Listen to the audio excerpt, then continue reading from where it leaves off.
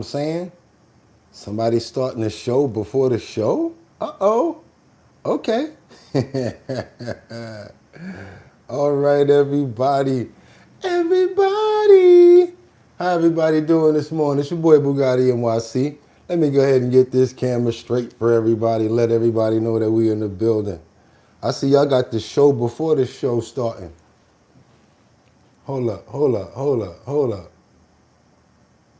Want to make sure that this, okay, I could work with that. How y'all doing this morning? It's your boy BOOGOTTINYC. Like I always told you, could have went anywhere. Fact of the matter that you came in to chill with me, I appreciate you. Wasn't that a long show yesterday? Woo! Didn't even realize how long we went, but you know what? Don't care. Got a lot out. Had to do what I had to do. You know what I said to myself? Sometimes you just gotta let the show be the show. How y'all doing this morning on this Friday? Boom, boom. Just got paid. Boom, boom. Friday, boom, boom. Party hunting. That's right, you guys. Thank you so much, Batty Lynn. And yes, we are ready. We are ready. We are ready. We got them ready, y'all. The hanging herb garden starters. We got them ready, y'all. Let's go. That's right, you guys. You see, I don't play around when I say I'm gonna do what I gotta do. But you know what? Can't get nothing right until we do this. Yeah. Wait a minute. Matter of fact, we're a little too early, so I got to mess around a little bit. Maybe that was okay to do. Let me mess around a little bit, and then we get back to that other thing. Let me see. Okay, cool. We got audio. Okay, good. How everybody doing this morning? It's your boy BOOGOTTINYC. Like I always tell you, could have went anywhere. Fact of the matter that you came here to chill with me for our bottom line. I appreciate you. Yes, we're about to get into it. Hope you guys are ready for a good show because it's about to go down. Pam Bondi, all sorts of things going on in the Capitol. Woo! Washington is on fire right now, especially when it's still dealing with this government shutdown that we got going on with this TSA stuff. Yes, we still got a bunch of stuff going on in Iran. Yes, we got a lot of stuff going on in Minnesota, also Los Angeles. Seems like everywhere is just bubbling right now. A lot of stuff going on. We give some shout outs, see who's in the building. Give everybody some time to come on in the building this morning. Come on, everybody, come on in here. Let me go ahead and get my drink ready. See, everybody else got theirs ready. Y'all always talking about, oh, we got our coffee ready. Okay, so you know what? Boogotti gonna get his water ready too. Boogotti gonna get his ready too. All right, cool. Let me see what time we at right now. I think we're good right now. Got to get those prayers in the air. I want to pray for health. I want to pray for good spirits. I like to pray for my families to be having a great, good, clean conscience. I want to be able to have think about praying for community. I want people to be able to think for resolutions, also for coming together about coming to find common ground when it comes to all sorts of different resolutions and many different things. I want to pray for good spirits. Want to pray for everybody that we lost this year. I definitely want to do that. Pray for everyone suffering substance abuse and fighting against that as well. Anyone who's dealing with medical issues as far as that thing, FUCK, cancer that we can't stand, and any other sorts of ailments, rheumatoid arthritis, all sorts of different things that I know. I get a lot of comments and a lot of emails from you guys. Just want to let you know, every time I get them, I always pray for you. I want you guys to know that we're always here for you. And guess what I want to say as well? I want to pray for good spirits, happiness. I want to pray for your animals and a good life and great health and good, and like I said, great energy. And that's how we're going to do it this morning, you guys. Who we praying for? Liberty and justice. That's right. She got her coffee. We got Mark Dolphin up in the building. That's right. Good morning, Luigi, as well. Thank you for saying that. Who else we got? Karen Burns. How you doing this morning, Karen? Who else we got up in there? Still happy 64. Rise and shine. And if you're making your own coffee like a couple of our people now do, rise and grind. That's right, you guys. You know, we're getting better every day with all of the health and fitness stuff. I appreciate you guys for sending in all sorts of things as well. Also want to pray for Only in the Hood, Mark Dorfman, Cruz Reyes, Kim Gogwin, okay, Miss Swanza. Who else we got up in the building? I see Mark Dorfman, Jeffrey Spilker. Also want to pray for Batty Lynn, Rebecca Lanyan Bueno, Terry. Also want to pray for Sam Champion. Can't forget about Merck. Other people that always come in the building. Just to let you know, we always pray for you guys. Okay, Can't forget about Casey. That's my bro right there. I don't see you here, but I still want to pray for you. And Mega Dub. Thank you so much. Angels Among Us and Angel Fire as well. Zion too. That's right, you guys. Amen. Guess what? It's almost time to get it in. I'm ready to go. They're ready to go. I said it's time to start the show. I hope you're ready, yo, yo, yo, yo, yo, yo. And we wind it up. Wind it up. Wind it up. It's 6 o'clock somewhere.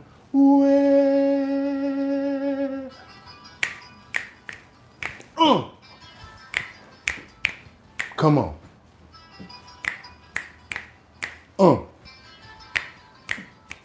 Okay, y'all ready now? Open up those pores. We gotta open up those pores. We gotta open up those pores. Y'all ready? We gotta open up those. Y'all remember this?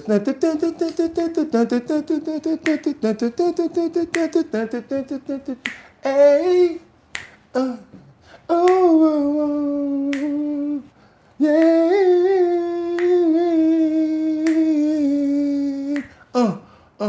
Snap your fingers, two-step. You can do it all by yourself. I said, baby girl, what's your name? Can I talk to you? Buy you a drink, I'm T-Pain. You know me, got convict music, nappy boy, ooh-wee. I know the club, close at 3. What's the chances of you rolling with me? Back to the crib, show you how I live. Let's forget what we did, and I'ma buy you a drink. Oh, I'ma take you home and I got money in the bank. Oh, I'll be in the gray Cadillac. We in the bed like, oh. We in the bed like, oh. Sometimes you gotta turn it up. Yo, I ain't gonna do Young Jock song. Meet me at the bar. Respect Big Pimpin'. Shorty, y'all know what I'm talking about. Y'all know that song right there. That's that heat right there. Shout out to our boy T-Pain and Young Jock. Y'all know how we do it. We gotta turn it up. It's time to get into it, you guys. Pump that beat. It's Friday the 20th. That's right, y'all. 2026. I'm your boy, NYC, and this here's our bottom line. Where we be talking about this and that and chat and this and this and that. Where we be talking about this and that and chat and this and this and that. Just got me lit. Y'all know how we do it. Gotta do the intros to warm up the blood, get the circulation going, to let y'all know it's Friday morning and it's time to get into it, you guys. We got trending topics, current events, and so much more. I gotta let you know we're gonna have a big show today. We got a lot to get into, and I finally found another one. That's right. I get so happy when I actually can find a good health and fitness, or one of our health and wellness sections. I got to get it right. I can't forget that name. I think we came up with the health and wellness. That's what's going to be the name of that section. But it covers a lot. It covers physical. It covers mental. It covers as far as like growing things. It covers a whole gambit of things. That's why it just gets so exciting when I get to that part, because you never know what we're going to show. We could show something about a workout. We could show something about proper cleaning, all sorts of different things. And I'm waiting for you guys to come on and chime in on that section right there. Send me some clips and some of your ideas of what you think will fit in the health and wellness section. It's your boy BOOGOTTINYC. I'm glad to be here for you, another show. And yes, you know what I'm going to do right now. I'm not even going to wait.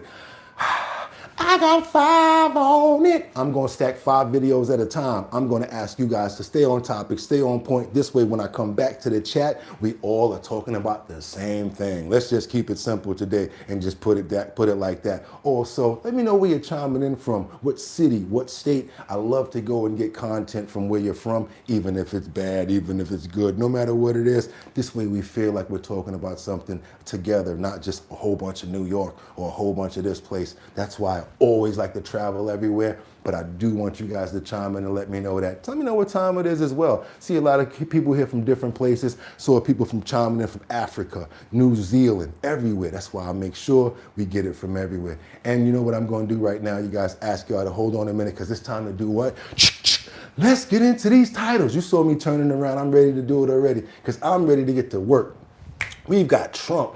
Why did Trump dare Iran to strike Qatar again and promise retaliation? They've already struck one time, so I don't know what you need to have him do it again for, but I guess he's basically saying, you already had one, don't do it again. We'll see. Let's keep on moving forward, you guys, because now we're finally getting a lot of pushback and a lot of drama going on when it comes down to Jeffrey Epstein files. We got this Jeffrey Epstein lawyer who testifies to the Senate Oversight Committee, and we're going to see what they're saying about that, along with Pam Bondi and a whole bunch more when it comes to Jeffrey Epstein. Last but not least, right, like I said, Pam Bondi reacts after the Democrats walk out during the Epstein briefing. Why did they walk out? I want you guys to see the clip, and I really want me to tell you guys what you think about it, what your opinions are. I'm not going to say too much about it. I want to know what you guys have to say about it. So you know what we're going to do? We're not even playing around. It's Friday, early in the morning. You know what we got to do? Get your coffee, get your tea.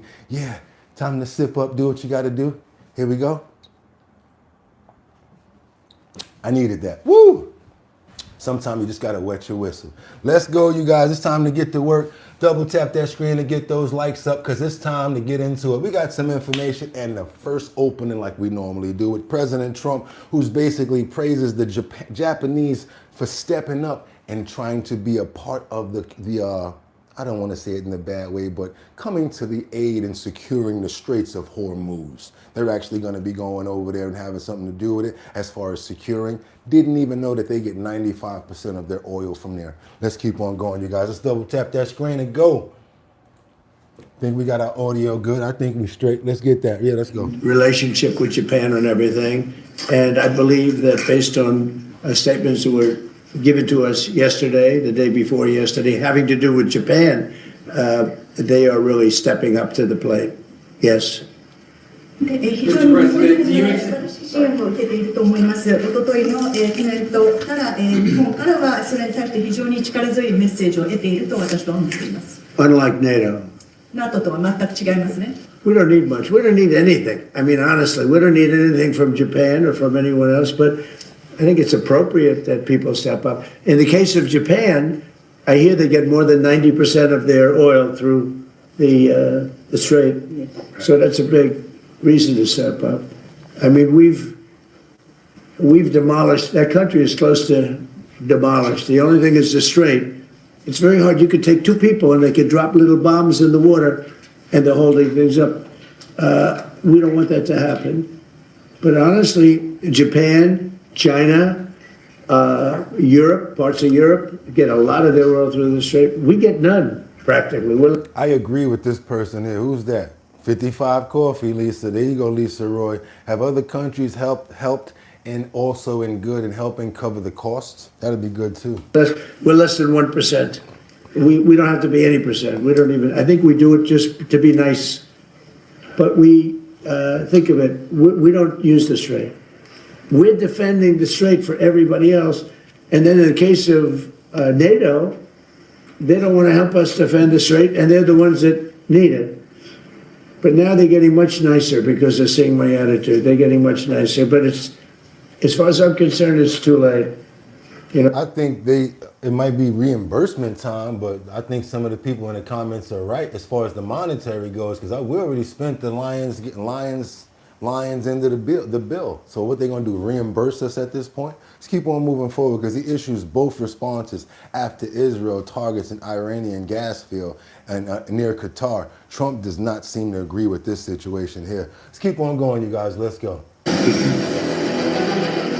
All right, in less than an hour, the Pentagon is holding a news conference to bring us up to date on the latest on Operation Epic Fury. CENTCOM is releasing new video from the mission. It comes as Iran retaliates after Israeli forces struck an Iranian gas field near Qatar. And our chief foreign correspondent, Trey Yinks, joins us now from Tel Aviv with the latest on the ground there. Trey. Yeah, hey guys, good morning. A lot of developments on the energy front overnight after Israeli forces struck the South Pars gas field in southern Iran. This was a strike that, according to Israeli officials, was coordinated with the United States.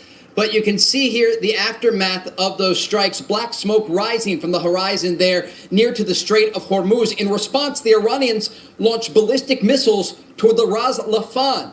Another good one. It's like inviting them all to dinner and getting stuck with the bill.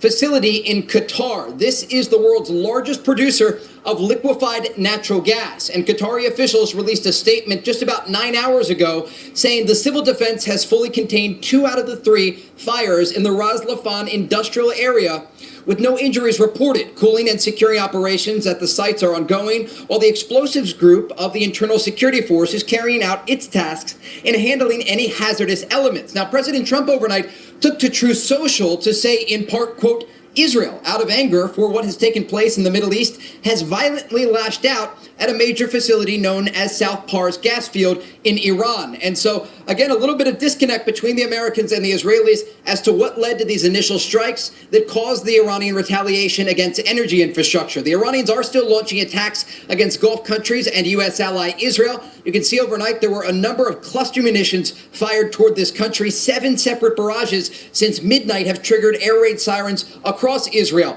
In the West Bank, 3 Palestinian women were killed. They were in a salon at the time when part of an Iranian ballistic missile slammed into this area. Oh man, that's terrible right there. Got to be careful with certain types of content. We got to keep it moving. Double tap that screen to get those likes up. But guess what we're not going to do? Not going to move forward without praying for the people that were innocent victims that lost their lives in these events, that had nothing to do with it, that knew nothing about what's going on. Want to pray for them. Want to pray for their families and children. Anybody involved in these tragedies. And we pray that this comes to an end very soon. That's our ultimate goal here at Our Bottom Line. Thank you. Amen. Let's go on to Washington, where Mr. Hakeem Jeffries, Handman, he says that the House GOP created chaos at airports by not bringing this bill to pay TSA agents. Okay, isn't the same thing that they started, and now they're trying to blame someone else? Doesn't matter who it's on, independent, Republican, conservative, Democrat. Starting to be at this point where we're trying to put, it's just, I don't even get it at this point. At this point, they're trying to put other people that they don't get their way. That's how I feel about it, that they're not getting their way.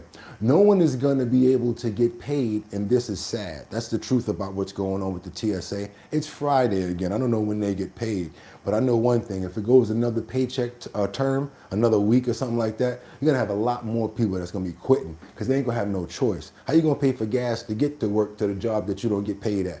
Let's keep on moving forward, you guys. Let's go. Double tap that screen to get those likes up. Feel sorry for these guys, man. Discharge petition to force an up or down vote to make sure that we are paying TSA agents, paying the Coast Guard, supporting FEMA, and supporting the cybersecurity professionals who are working hard to keep us safe.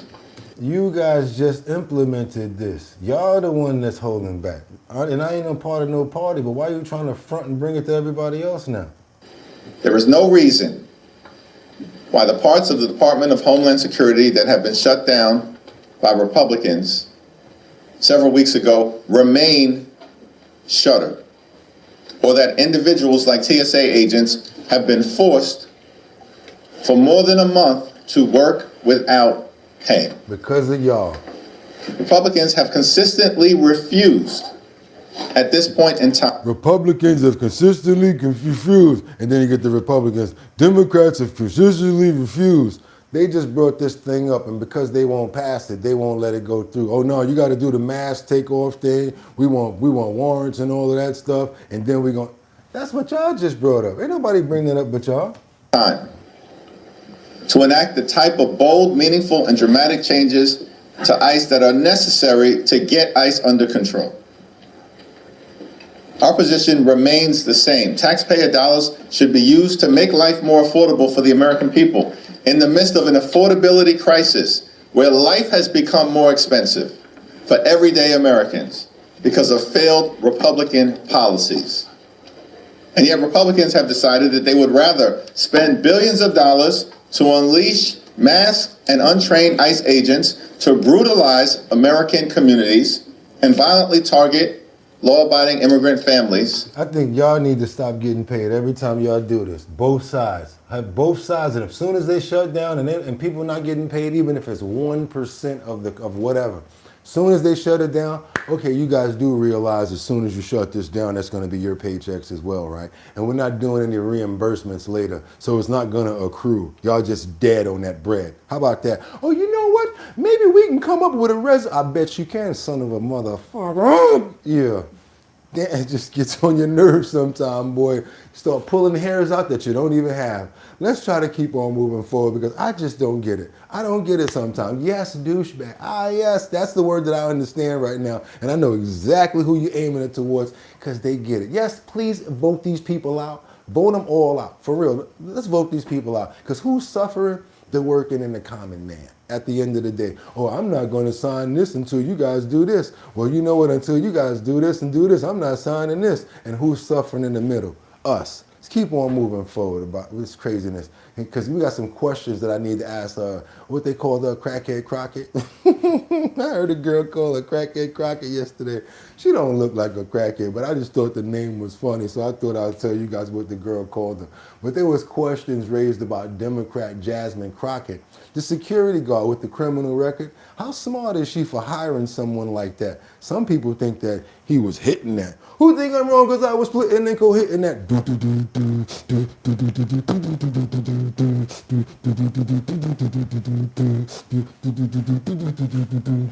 Army with harmony. Think your boy was tapping that? Oh my God. Fox 4 is learning more about the man shot and killed by Dallas police last week, who also worked security for Congresswoman Jasmine Crockett. Damon Robinson, also known as Mike King, was shot and killed in a hospital parking garage after a standoff with police. He's accused of using a fake identity to be hired for security positions, even going as far as helping real police officers with off-duty jobs. Fox 4's David Santandri has more from an attorney who once represented Robinson and David's life tonight with more on the story. David. Hey, Steve, yeah, that attorney tells me that Robinson simply stopped showing up for court dates. He never really knew what happened to him until he saw his death and identity scandal reported on the news. So this guy already had a case. He was supposed to be fighting this case, right? So instead of him going back and forth to court, he stopped going to court, changes his name, and starts doing all this. Check this out. Crazy. And I was wondering whatever happened to him. North Texans beyond surprised to learn a man working security for Congresswoman Jasmine Crockett under the name Mike King was not who he said he was. For many, his true identity only revealed Keep your hands up. Stand up. After he was shot and killed during a Dallas police SWAT standoff last week. Then I looked up and I said, oh my God, there's Damon. Attorney Calvin Johnson had no idea the man he once represented in a fraud case, Damon Robinson, later built a security career posing as a Mike King, working for Crockett and others. He was a very smooth guy, very friendly. If you met him, you would not know that he had ever been in trouble, that he had ever been to prison. He seemed to be very accommodating, very nice, very smart, very well dressed. One day, Robinson stopped showing up for scheduled court dates, according to Johnson. I always wondered what happened to him. Robinson's criminal history likely prevented him from starting a legitimate... Now, how you don't know this dude was corrupt with all these cases and all of this right here? And you can't vet people better? You don't need to be in no type of office. Talking about she's a lawyer too? That's why I think your boy was probably hitting that, because ain't no way. Career in law enforcement or security. Dallas Police Department learned that for many years, Robinson took on the name Mike King, building a security services career, and not just working security, but building teams of security officers. A Texas Secretary of State document shows Mike King started a Frisco-based LLC, Off-Duty Police Services. It was registered on the social media app Roll Call. He was so blatant, he was hiring police officers to do off-duty work. Like he had his own company. Do your boy a favor and double tap that screen. Let's get those likes up early today to get as many people as we can get over here. And give me all the money you in your pockets. It's Friday, damn it. I know you got something. What you got? What you got? Nah, but I really would appreciate if you double tap that screen to get those likes up. It gets many more people over here. We got a lot of educational things coming up, and I really love for people to come over here and be able to see what we're doing. Come on, y'all, let's do it. Bring officers to work off-duty freelance security gigs. That ultimately led Dallas police to investigate Robinson after one of its own officers who worked a security gig for Mike King discovered King was actually Damon Robinson, a suspect in a stolen federal license plate case. Don't do it! Robinson also had an active theft warrant from 2017 and a parole violation. Officers were working to serve him a warrant in the parking garage of Children's Medical Center last week. Robinson pointed a gun and was shot and killed by officers. He is a person that can easily meld into any situation and adjust to everybody around him. So it does not surprise me that in this particular situation, he had started the company and actually had fooled or got past background checks to show that he could actually work with somebody like Jasmine Crockett. So we have been sent numerous tips about places this Mike King was working security at. A lot of these places are in the private sector, some major businesses, but again, because they're private, we're not really allowed to report these names because they are under no obligation to confirm or deny any hiring of this person for security. But it is becoming quite clear that this was not an isolated incident just with Crockett's team, but he was working security all across North Texas.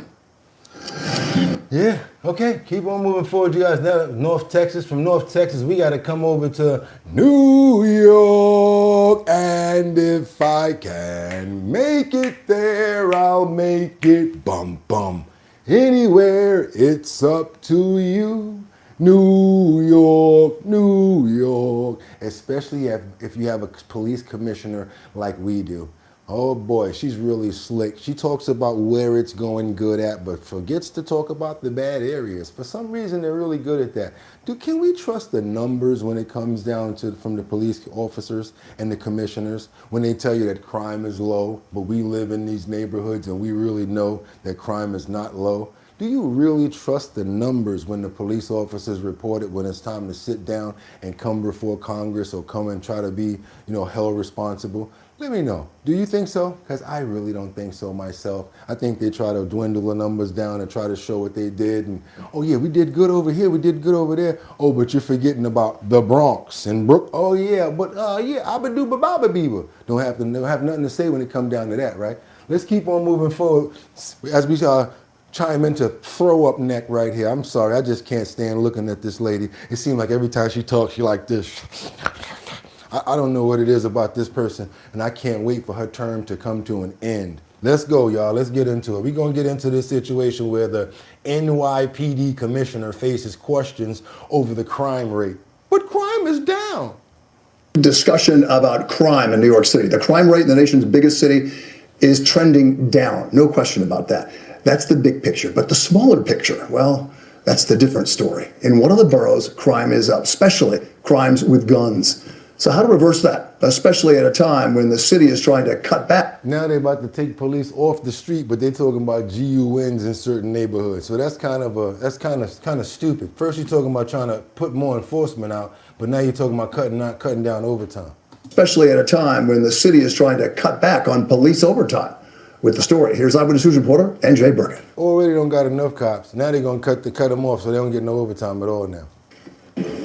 NYPD Commissioner Jessica Tisch came to City Hall armed with statistics to back up her claim that overall crime in New York has never been lower. We did not just break records, we shattered them. Her testimony before the City Council's Public Safety Committee was a passionate portrayal of a well-oiled, data-driven law enforcement machine. 2025 was a year of historic achievements by the NYPD across our precincts, our transit districts, and housing developments. We set high expectations, and then we exceeded them.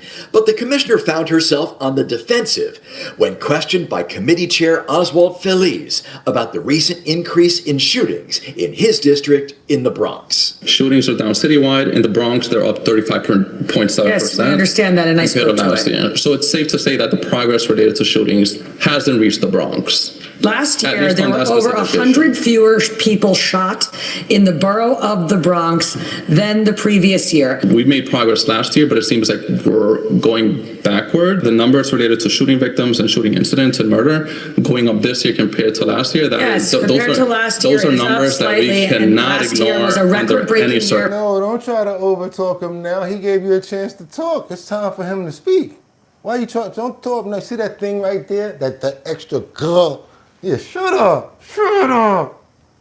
For gun violence, and I will not have the work of the members of the New York City Police Department mischaracterized. NYPD commanders are adding 200 officers to the Bronx. When somebody's trying to lie, they try to overtalk you so that you can't hear what nobody's saying. I'm glad that he was persistent and he kept on getting his message out, because I'm sure that that's not the only neighborhood, and I'm really sure that the statistics and the numbers that they're reporting, I'm thinking that they've just been a little, let's say, shaved down. I'm not agreeing with this because it always happens. They always got to come to the front to try to look good. Which will be split into 2 patrol bureaus. We understand the small uptick in gun violence, and there's, the New York City Police Department is front and center to reduce violence. Are we up slightly on it? Yes, but we are working the same playbook, doing the same things, and on top of that, creating a new patrol borough, and I have every confidence that we are acting responsibly. The commissioner is confident that the department's strategies will pay off in the Bronx, where the vast majority of shootings are driven by a small number of violent street gangs. Yeah, he forgot about a couple other boroughs that you guys forgot about reporting. Brooklyn, certain neighborhoods, Queens, don't even play around in certain parts of there. Ain't nobody stupid. How about get the real numbers out and let's real talk about it? Let's get over to CENTCOM. It seems like they're the only ones that's really giving out the real numbers of what's going on. Yeah, CENTCOM, Central Command, it's going down over in Iran, you guys, and I don't know how long Iran is going to be able to stand what's going on. Let's get on over there and watch the CENTCOM. They're liberating these targets near the Straits of Hormuz. Let's get on over there, you guys. Double tap that screen and get those likes up. It's Friday, y'all. Doom, doom, doom, doom, doom, doom, doom, doom. I mean, they taking them out in a bad way.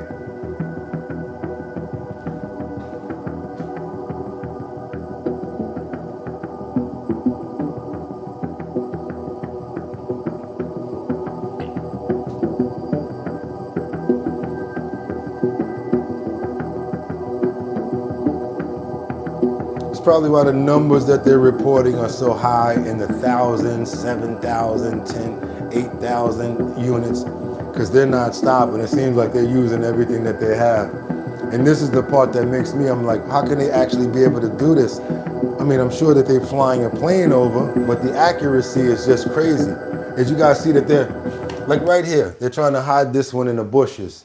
It's just astounding to me that they can actually see that and send something at it. It seems like all their weaponry now, they're trying to hide it in certain places so that their planes can't see it, but they're still being able to locate it.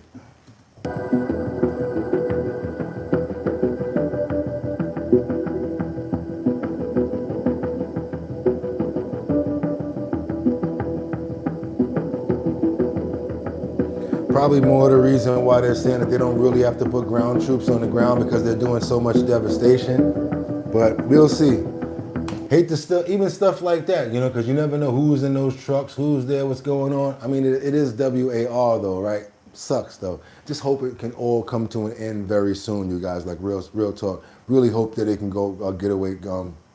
It can be done real soon. What's up, Teddy? How you doing, bro? See, we put your picture up yesterday. But you got the Teddy got the our bottom line keychain as well as the decal. Yo, Teddy, they hating on you, bro. They like, yo, how he get both of them? Yo, how Teddy get both of them? Teddy was like this, and I was like, yo, wait a minute, what's that purple thing in the back on the coffee maker right there? Teddy had the decal on the coffee maker. Yo, Teddy, that's what's up, dog. That's what's up. I like the way you did that. I had to put that up immediately as soon as you sent that through. Hope everybody else sends us some more images. When you get your pictures taken with your keychains, put them on your dog's keychain and everything else, y'all. Send your pictures and we put them up in the post notification area. Go check out Teddy pictures, you guys, and put a comment down there and show some love. Let's keep on moving forward over to Minnesota. We got this judge that denies Liam Ramos's asylum claim. This means that the 5-year-old and his family will have to return to their homes of their origination. Jordan, thank you so much for the $5 super chat. Happy Friday, y'all. Hopefully I'm still employed after last night. What did you do, Jordan? Don't even go there, man. What did you do? We're gonna put your we'll put your resume up in the post notification area to see if we can help you get a job if you lose your job, Jordan. But we appreciate the 5. If you need it back, just let us know later. We got you on the reversal. I appreciate that though. I'm gonna give you my percent back, but you know YouTube ain't gonna give you a jack. Yo, all right, double tap that screen. Let's get those likes up. Come on, we gotta have some fun with this. Let's get on over to Minnesota where this judge denies Liam Ramos asylum. And this means that the 5-year-old and his family are going to have to go back to their country. Do you think that that was right? Do you think that they're right for sending them back? Let me know. Do you guys think that Liam Ramos, you know, the guy, the little kid that had on the blue hat with the backpack and his dad went through a lot and they were trying to get them to stay, to leave.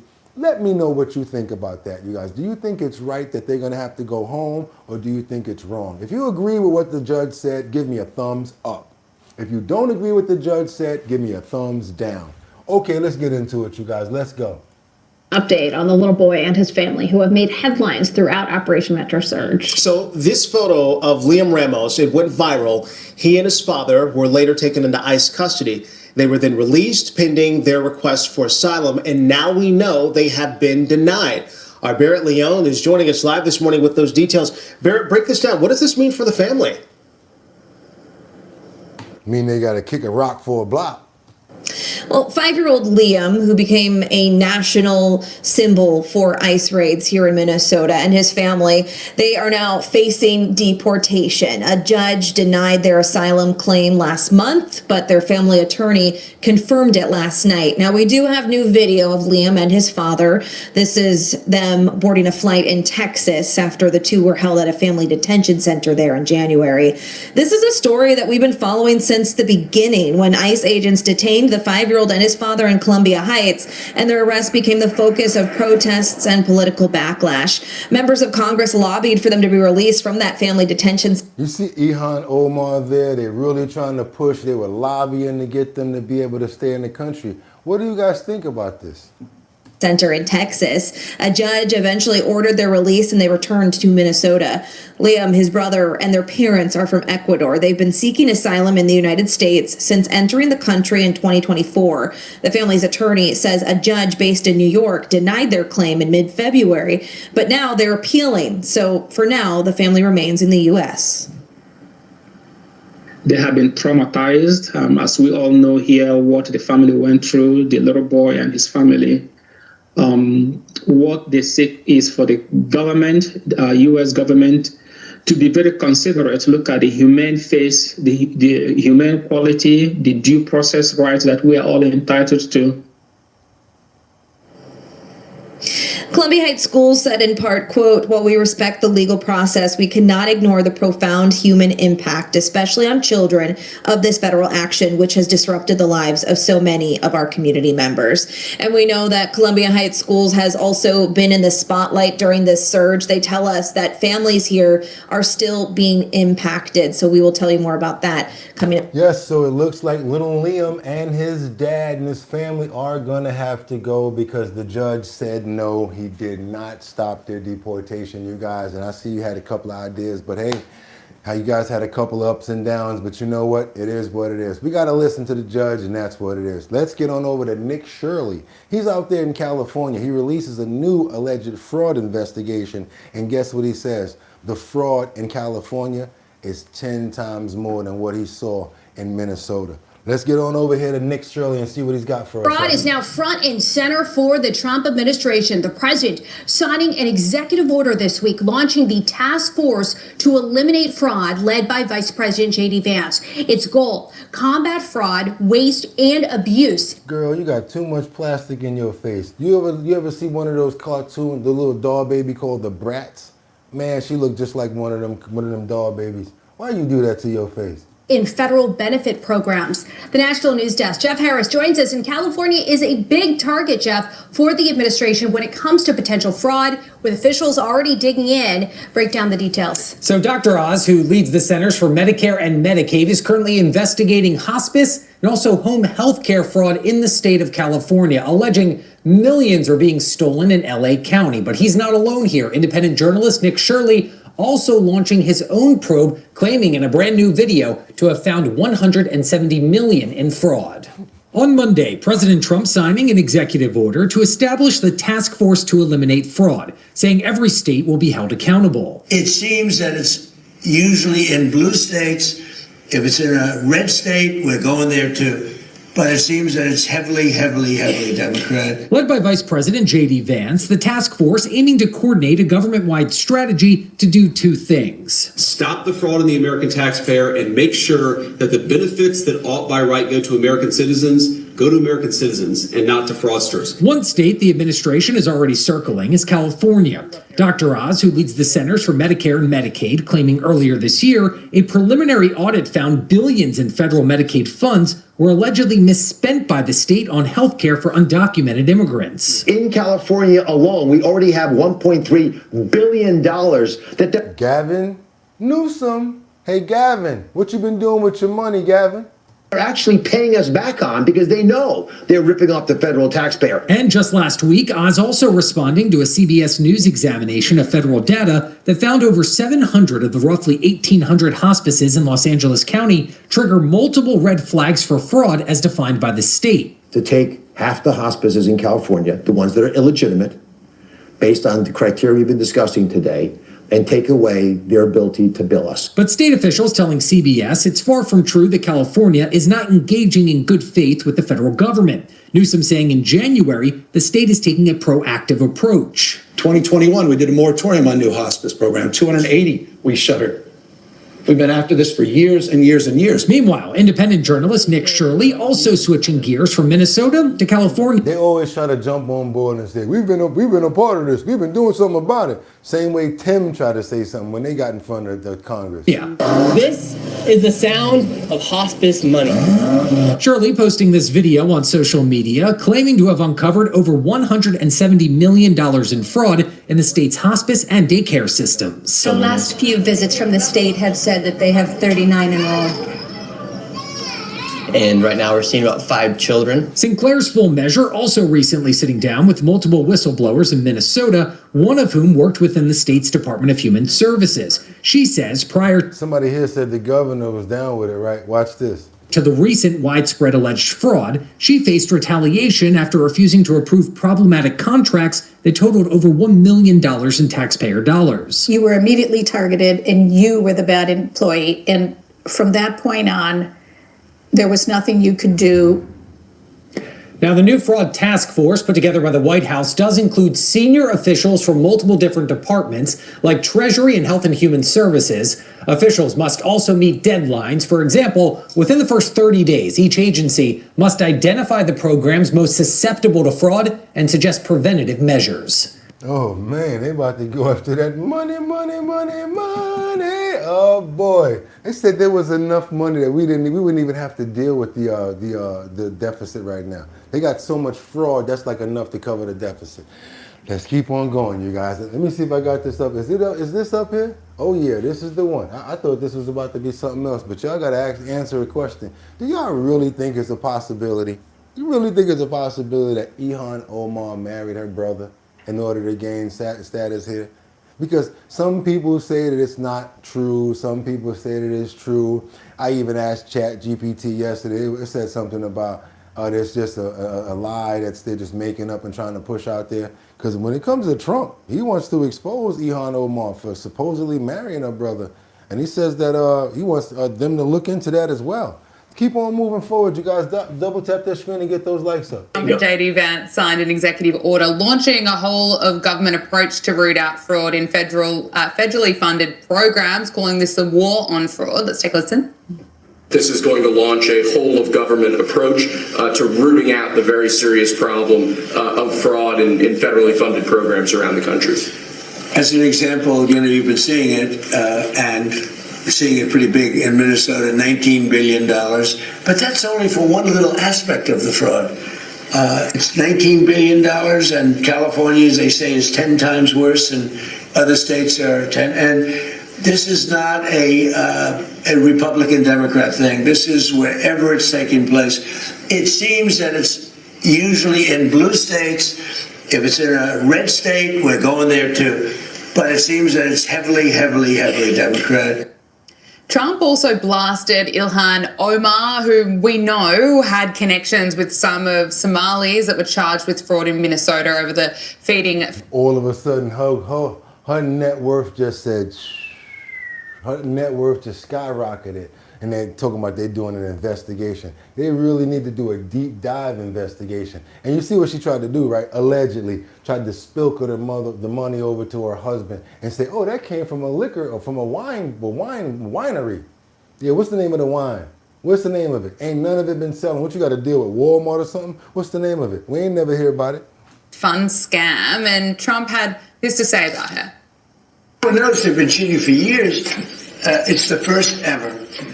And it's got to be stopped. I mean, it's got to be stopped. Think of it, Somalia is a third world, maybe a fourth world nation. One of the worst, one of the most dangerous. They don't have anything. They don't have councils. They don't have government. They don't have police. They shoot each other all over the place. They come here and they steal $19 billion. That's crazy. And Ilhan Omar, I hope this is part of it, but she married her brother, supposedly. I mean, there's a lot of documentation. That means she's here illegally and she's a congresswoman. And I hope you're going to be looking at that, or somebody is, all right? Because she's one of the ringleaders here. She's bad news, really bad news. She's so bad for our country. Empty bottles. Ted, what's your insight here? What can you tell us?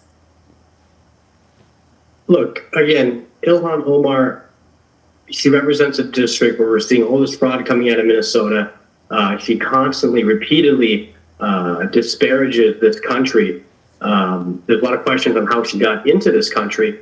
And it's one of those situations where maybe if you have so much love for your people back home, maybe you should go back there and try to make their situation better. Why come here and consistently disparage America? No, you don't understand. She is doing that by filtering and sending the money from here, there. That's what you guys got to understand. You can't stay there and get no bread. She had to find her way to come here. I'm going to send money back. Right. That's how they're doing it. Buying mansions and Lexuses, and they're the hottest ones in their neighborhood. And then they come and look at you like, what? What's wrong with you? You mad at us because we know how to get money and you guys don't? They look at the Americans like we thundernuts. Then they always be on that. Anybody get used to hearing that? My country. Oh, my country? Oh, man. You know what we got over in my country that's different than here? We don't have to worry about this and that and blah, blah, blah, blah, blah. My country? Oh, the water is so nice and everything. The food, oh, forget about it. In my country, by the third time y'all hear that and y'all from America, what you gonna say? Tell the truth. What you gonna say? Well, if you love your country so bad, take your hands back. Exactly. Let's keep on moving forward, because now we got to get into some situations over up in Washington. Whole different person now, and a lot of heat's happening right now. The flames are just going when it comes down to this Pam Bondi reaction after the Democrats walked out during this Epstein briefing. Let's keep on moving forward, you guys. Let's double tap that screen and get those likes up. We got a lot going on this morning. I want many more people to come over here. We got the health and wellness section coming up. We got a lot of informative information. And if you hit that like button, it acts as a bomb, and it sends up a signal and it tells YouTube, hey, we're over here. And then they put up our header, and then more people come over. A lot of people don't like to explain that. I do. People always say, hit that like button, subscribe, share and like, but they never tell you why. I'm going to tell you why. I'm trying to get more people to come over here. And if you hit the like button while we're here, YouTube will send up that signal and more people will come over. Don't believe me? Hit the like button. The next person's going to say, what's going on over here? That's because they came over because of the signal that went up. Now let's see what Pam Bondi has to say right now.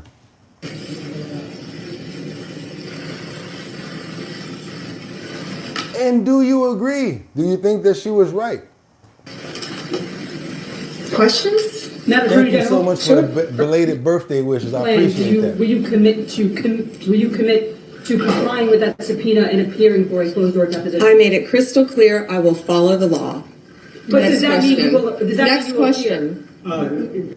Yeah, so under the Epstein Transparency Act, we had 30 days to redact and release, under the law that was passed, 3 million documents. If you stack those up, that's the height of the Eiffel Tower. No other administration, under the Biden administration, they released 0 documents. So we did our very best to comply with the law. And of course, we don't want any victim to be further victimized. And that's why we had 500 attorneys with the Criminal Division, with the National Security Division, with the FBI working around the clock. Some people would say that she's dodging questions right here. What do you think? To do the best we could. I think it was less than 1% error. Todd, do you want to add to that? Yeah. This has spanned 4 administrations. Bush, Obama, well, Trump won, 45, where Jeffrey Epstein was prosecuted, and then Joe Biden's administration, where 0 documents were provided. We have provided 3 million documents. 3 million documents, the height of the Eiffel Tower, used 500 attorneys working around the clock. Jeffrey Spilka, she made the mistake of promising something she didn't really know about. Like and subscribe is totally free, you guys. You guys see what's going on there, right? It's free. Liberty and Justice says, I can't stand that either. If you always have to say the previous people nobody cares about that we care about, you and we care about now, not them. Okay, 14 more likes, fam. Show Boogotti some love. Let's go, you guys. Somebody says she's running game.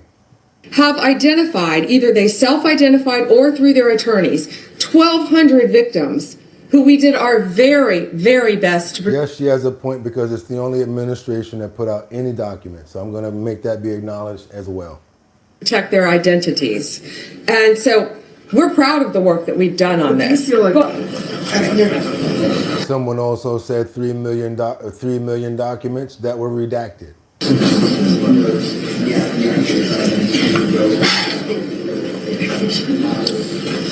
We just walked out of what has been, quite frankly, a complete disrespect of the process of one of our members. And quite frankly, the American public should be outraged at what is happening right now.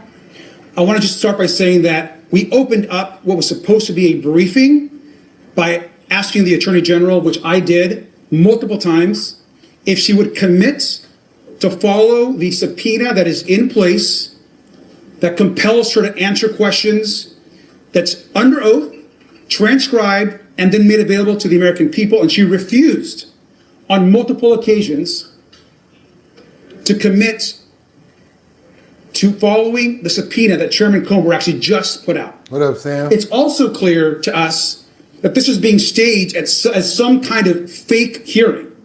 We're in the hearing room. We've all been given 3 minutes of time by the chairman to ask questions. There's no briefing. There was no actual opening statement by the Attorney General or the Deputy AG. No. There was no, of course, she's not under oath. And she would not commit to actually going under oath and following the law. Everybody's going to have their opinions on what their take was on what happened. If you appreciate the content, we really want to get more people over here. Let's double tap that screen and get those likes up. Let's go. All right, well, appreciate the Attorney General coming in for a briefing. It was very disappointing what the Democrats have done. I believe that was premeditated. They came out clutching their pearls, complaining that she wasn't answering any questions and things like that.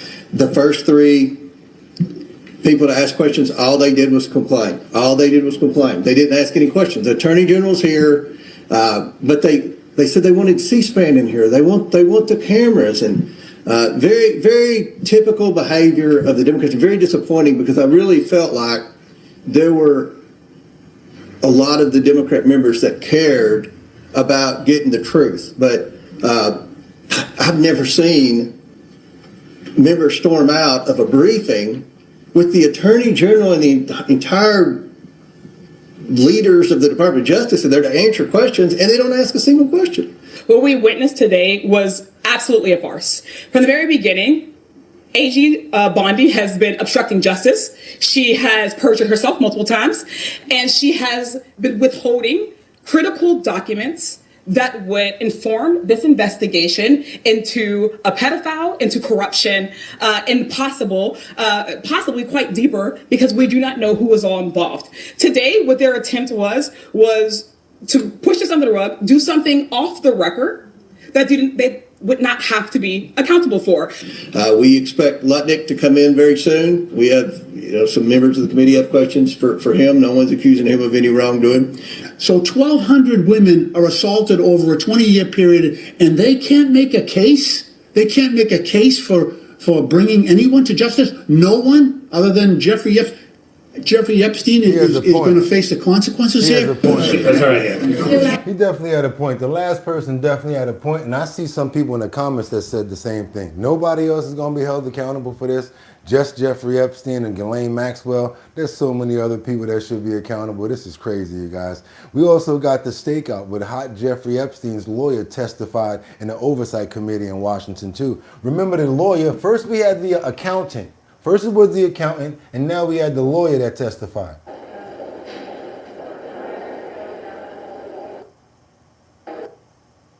Build storage your way. U.S. General, only at Harbor Freight. Stop telling me to get premium if you ain't paying for it too. Diagnosed with Crohn's disease and struggling with your symptoms, it's not too soon to talk to your doctor about Let me just say that real quick. You ever had somebody be like, yo, you need to get this, this, and this. Yo, why don't you get such and such? Why don't you give me some money to get it? How about that? Always suggesting stuff. Let's go.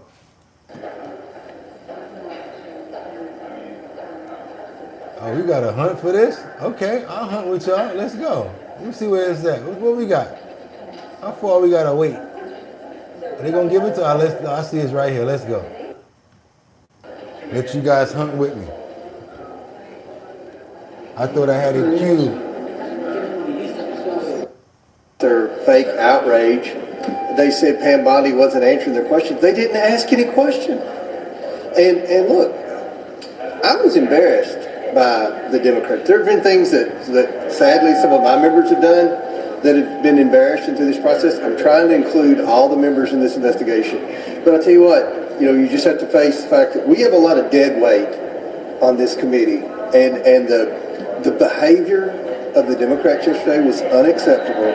And we're going to have to come back and talk as a conference, the majority, to see what we do moving forward. But we had the sitting attorney general and the top brass of the Department of Justice there yesterday to answer questions.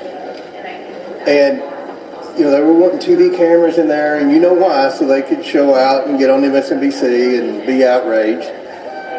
But there's an ongoing investigation. And if you're mature, credible members of Congress leading an investigation, you don't want that televised, because you want to get information that will hopefully lead to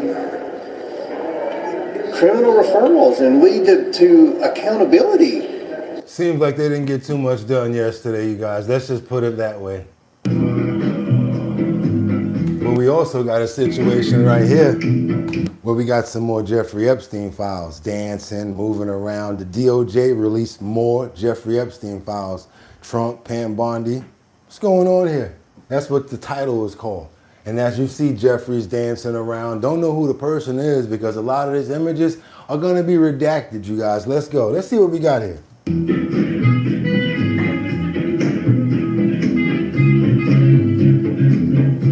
I got to be careful with this music over here too. I don't know what that is, and I don't want to get in no trouble. So hopefully we can get to the next clip with no music.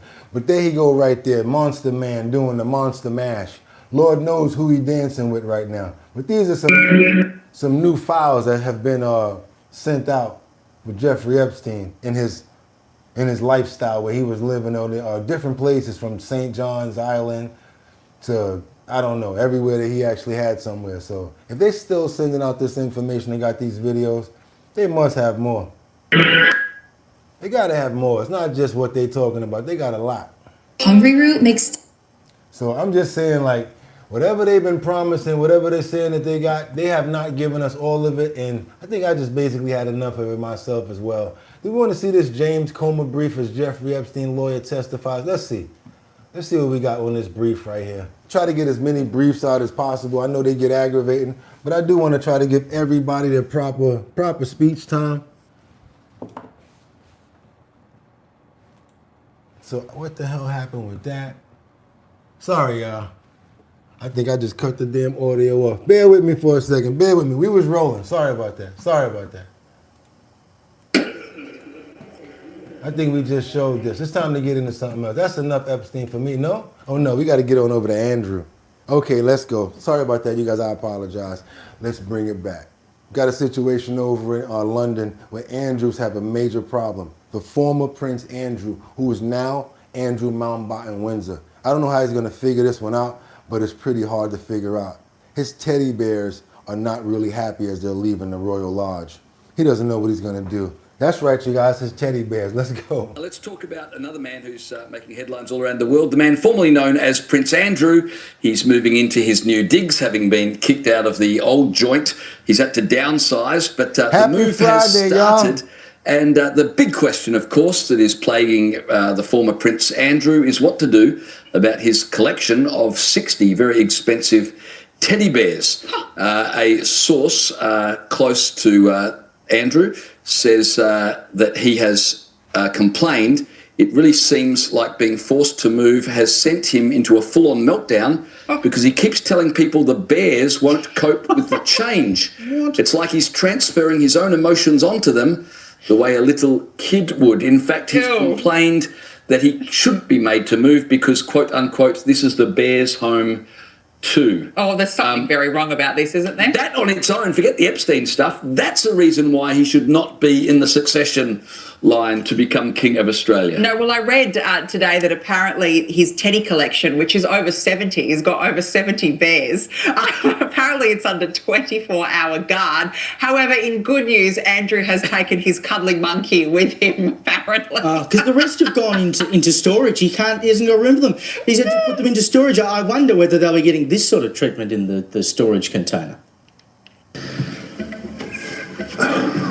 Where does he go? Rue, as in Kanga. Put them together. What do you get? Rue Kanga. Oh, go away. That's from the films. He's serious about them teddy bears, y'all. He is serious about those bears. I don't know what's up with him. He got a mental situation going on. Let's keep it going, you guys. Let's go to Cuddly Monkey. I told you, I knew y'all was gonna laugh off of that. Let's get on over to Los Angeles, and it's not a funny story, sadly. The star of the TV show 19 Kids, I think his name is Joseph Duggar. He's been locked up, and I hope he don't get out. Watch your head. He gonna be like this in the back of the paddy wagon like this, looking around at everybody. Why? Because what he did was pretty nasty, you guys. I'm not gonna make any accusations here. I'm just gonna say allegedly. The number 6 charges against children. Let's keep it moving forward, you guys. It's a new story. Welcome back to CBS Mornings. Joseph Duggar, one of the stars of the reality TV show 19 Kids and Counting, is under arrest this morning. He's accused of sexually abusing a 9-year-old girl 6 years ago in Florida. The girl told police that Duggar allegedly touched her inappropriately on several occasions. Tom Hansen has more. This is the story of my family. We're the Duggars. Joseph Duggar was just 13 years old when cameras followed him and his very large and conservative Christian family on the hit TLC show 19 Kids and Counting.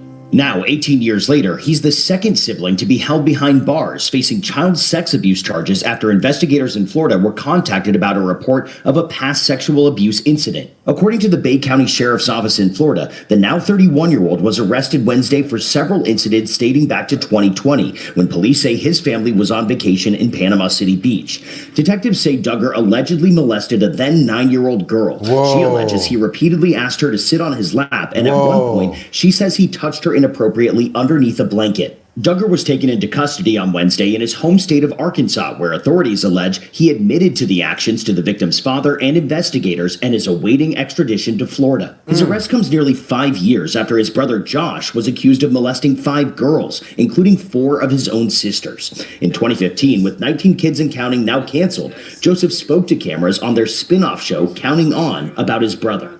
So the day before everything broke loose on the police report and all that from Josh's past, I was actually about to head out on a mission trip. It blew my mind. I had no idea. I don't think there's any way any of us would have known that my brother's living such a secret life. Josh was found guilty of possessing child pornography in 2021. The Duggar family has not responded to a request for comment from CBS News. For CBS Mornings, I'm Tom Hansen. Oh boy, that was pretty disgusting right there. Hopefully that little girl can get through this with therapy, and hopefully she is getting better, because you never know how long something like this can affect someone. And Lord, I want to pray and I hope, I know what you guys are going to say in those comments when I open my eyes, but I hope that there are no other victims that may have been a victim of this same person or anybody else in that family. Did say something about the brother as well. Let's keep on moving forward, you guys. Amen. Amen. Let's go. A House ethics panel denies the request by Sheriffs McCormick to delay the hearing. It looks like that case is going to be going to court. I think that Sheila McCormick, Sheriffless McCormick, she's supposed to be going to court because she allegedly stole some money. House Ethics Panel has rejected Congresswoman Sheila Sheriffless McCormick's request to delay a hearing into her conduct. A public hearing. A House Ethics Panel has rejected Congresswoman Sheila Sheriffless McCormick's request to delay a hearing into her conduct. A public hearing will go on schedules now for a week from today. The Congresswoman asked for a delay until her criminal trial is over. But in a joint statement, the committee's top Republican and Democrat said, quote, further delay of the matter would not serve the interests of the justice. Sheriffless McCormick's case has been in front of the Ethics Committee since 2023. Many of the charges in that case overlap with the federal criminal indictments against her. The South Florida Democrat is accused of campaign contribution, final disclosure, money laundering, and other violations. And they're not playing with you. She tried to go ahead and get a delay. They're like, nah, homegirl, we need to see you in court. We're not giving you no delaying. Because when I'm on the mic, there won't be no delaying. Do your boy a favor, double tap that screen and get those likes up, y'all. It's Friday. Let's get into it. It's Friday. Let's go, you guys. Let's go. Wake up. Come on, have a drink of some water, some coffee, some tea. Let's go. We got to get on over to Riviera Beach. We'll be doing a follow-up to what we saw yesterday with this disturbing courtroom outburst where the guy says he be seeing things. I got more of this footage. I wanted you guys to see this right here. Florida, yeah, this guy right here, he admitted to pow-powing 5 people. While he was in the court, he told the judge, I'm seeing things right now as I'm looking at you. Oh, my Lord. Yeah, oh, you are? Well, in that case, keep those cuffs on nice and tight for him. This page here. This the whole thing here. I don't see on the booking line. Okay, so we're just doing the counts. I said capital robbery. It's contained in the narrative. I don't know why it's not contained in the booking. So Suspect was allegedly, I don't want to say it, but 5 people, pow in the head, said they not coming back. He said it himself. Regardless, Your Honor, all of these counts are capital and punishable by life. The state is asking the court without actually victims who thankfully still alive. Thank you, Your Honor, and they are all listed on these no contact orders. And of course, no weapons. Yeah, they're all either a capital crime or a crime punishable by life imprisonment. That's interesting. Our context will be the fine night. Mr. Gibson. Mr. Gibson. Right now, the public doing good. Public defender represents you right now, so they're going to submit an order later. Can I say something before you start? Not in your best interest. Let me say it. I'm not going to stop you, but it's not in your best interest. Just step back, Michael. Okay. So, sir. All right. Doing that, sir. It's getting feedback. That's better. How you doing, sir? So my problem is I be seeing things, sir. So I'm in the courtroom, sir. All the police that I be seeing, they don't be coming to open the door for me. But it's one of the police that was in the room last night. It was actually a good person. Sir, I be fighting things that y'all cannot see. So therefore, how can you put someone in jail that's fighting something that you can't see? When I was on the highway driving, it's 3 cars. What's the devil's number? 6, right? It's 3 cars. Every time I went to hit his speed, I'm at a speed limit. I see 3 cars every time I hit the gas. Ain't no cars on the road. It's just me. There's 3 cars that pop up. 1, 2, 3, then it's 1, 2, 3 again, right? Okay. People that were supposed to be killed, they didn't die. Nobody died. Obviously, right? One person did. You do have one count. Nobody died, sir. I'm just. You want to show how? I shot every one of the people. No, shut up, man. Let me talk. I can't talk to the judge, bro. These things being recorded. Okay, let me talk. If it's been recorded, then it's been recorded. I shot every one of the people in the head. They're not making it back. My cousin, he was supposed to die. Yeah, he went that before. Oh yeah, he died. He said he pow-powed every one of them in there, and they were not supposed to make it back. His cousin, the other dude, basically admitted every single thing right there. Said he's seeing things as he's in the court. When he's driving down the street, he sees 3 cars with the number 6s on them. A lot of people were shot in the head, sir, and looked back up right in front of my face. So, therefore, how the can you wake back up in front of my face after I shoot you? How are you gonna wake back up? And he said after he pow-powed them, how did they wake back up? He said they woke back up after he pow-powed them, y'all. He said they not supposed to be gone because they part of the evil. They the evil with the D on the front. And the reason why he pow-powed them is because he wanted to get rid of them. Something told him to do that. Craziness is at its finest. And then on top of that, he said they popped back up after he did it. So you can't charge me with that. They still here. Yeah. Cuckoo for Cocoa Puffs. I know you guys didn't hear it all, but he is crazy. Nuts. Let's keep on moving forward, you guys. We got to get on over to New York because they're ending enforcement when it comes down to minor offenses. That means you guys, the e-bikes, the delivery bikes and all of that, y'all better be careful and just jump out of the bike lane now. Find a way to just run and jump across because mom dummy, now he's a super cat, and then they use a dumb dummy, now he's a super cat. He is now eliminated and ending criminal enforcement of minor offenses when it comes down to cyclists on e-bikes. This is not a good thing. He'll have no idea what he's doing right here. But of course he shouldn't because he's not supposed to be the mayor in the first place. New York City no longer criminally enforcing minor traffic offenses for cyclists and e-bike riders. The mayor announced the NYPD will stop issuing tickets for low-level traffic offenses, such as running through a stop sign. Instead, the mayor says those violations will be addressed through the same civil summons process as drivers. This takes effect March 27th. The mayor's office said that the change ensures accountability while ending a punitive system that has disproportionately burdened working New Yorkers. The city is also launching a safety training program for delivery workers.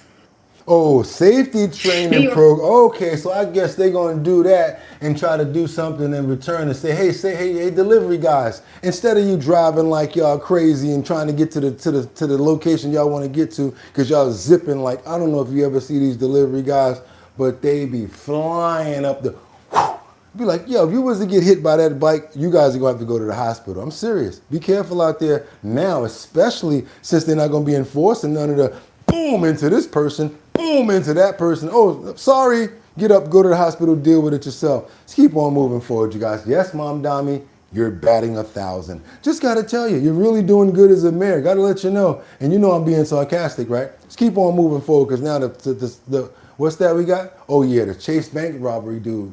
got a guy that's walking into the Chase Banks now, doing the old school, giving a letter, and he's walking out with money. Yeah, in Brooklyn, hey, they found another way to do it, and ain't got to do too much to get that bread. So all they doing now is walking up into the bank. Boop, I'll take that, please. And he got away from 4 banks. Well, what was it? 2 banks already, and they still looking for him. And they talking about they got to take the police off the street. They're gonna cut overtime. Very smart. I bet you they didn't report this guy. I bet he wasn't reported. That's right. This Chase Bank here on Nostrand Avenue is one of the spots that police say was... I wonder if Tish put this in her report. ...targeted on Saturday. It happened less than an hour after another spot was attempted in downtown Brooklyn. Now, police say they know exactly who they're looking for. Take a look now. These are photos released by the police. They believe that 33-year-old Gustavo de Jesus Torres is behind this string of robberies. Investigators say he walked right into these banks and handed over a note demanding money. Here in Brooklyn, police say he first went to a Chase Bank on Fulton Street on Saturday, but didn't get any money. Less than an hour later, they say he came right here to... Where the police at? I'm just asking. Where the police at? An hour later, you go up the block, do the same thing. How come it takes for them to find you after like a string of 7 or 8 robberies the same day? Where the hell are police supposed to be at? But they're cutting the time because why? Crime is down. That's what they said. To Nostrand Avenue, and this time he walked away with about $265. Now in total, de Jesus Torres is now linked to 6 incidents across the city from Queens to Manhattan to the Bronx. Sometimes he got cash, other times he left empty-handed. Police say altogether it adds up to about $600. We've been catching up with customers here reacting to the news. Take a listen. It's never a good thing for, the bank. People out here robbing the banks. Everyone comes to deposit their hard-earned money. People think the bank... He ain't real as knobbing nothing. And Chase, y'all got to get right, man. Where the security guards? You mean to tell me they got rid of security guards and all of that stuff? You come in there and drop off a letter. Okay, cool, give him the money. But you need to go ahead and follow that guy because he just got some money. Let's get him out. Let's get him to somewhere safe so that all of the people not here are going to be harmed. But you should follow this dude. Where the hell is the security guard at? Oh, my bad. He in the front on the phone like this, playing a video game or playing an MP3 through his phone. Only available when you're going to pay when you're going to try to get some money out of ATM. I don't even want to go back and forth with Chase because they got a whole bunch of extra scams going on. How you call yourself having an ATM machine, but it ain't open at nighttime? What's up with that? 4 years now, got a sign on the door talking about temporarily closed. What's that BS about? Soon people are going to be leaving, taking their money up out of there. I'm probably need to take mines up out of there too because y'all be acting crazy. Watch out for these banks, period. Even though they're doing stuff like this, watch out for them because they'll try to find a way to make y'all pay back for it. Well, there's been a lot of robberies going on. We got to turn up the interest now. Let's keep on moving forward now because we're going to get into what we know about Cesar Chavez after allegations, name changes, and a lot of stuff is going to be going on right now with holidays, schools that's been named after him. You guys know what I'm talking about, right? After all of this information, that came out, I don't know how all of this happened out of nowhere, but there's a lot of people who are really embarrassed and got a lot of changes to make now. Mayor of Los Angeles is expected to sign a proclamation today renaming Cesar Chavez Day, a federal holiday that occurs March 31st, to Farm Workers Day. This action comes in response to the emergence of sexual abuse allegations against the late labor leader. California Governor Gavin Newsom says he's also considering changing the holiday's name statewide. Yeah, I'm open. Obviously, these are brand new conversations. So we're having conversations in a very public way right now.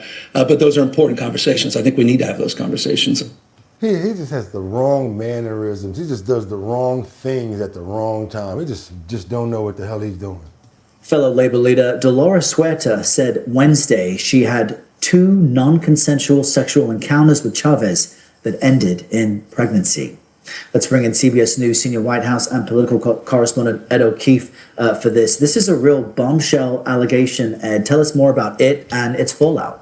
Yeah, Errol, the woman who co-founded the United Farm Workers movement with Cesar Chavez, that is the 95-year-old Dolores Huerta, now alleges that Chavez, quote, manipulated and pressured and then later forced her against her will to have sex with him in the 1960s, fathering 2 children. Those pregnancies were secret, and then she then handed off those children to other families to be raised. She says she kept the secret for 60 years, fearing exposing the truth would hurt the farm worker movement.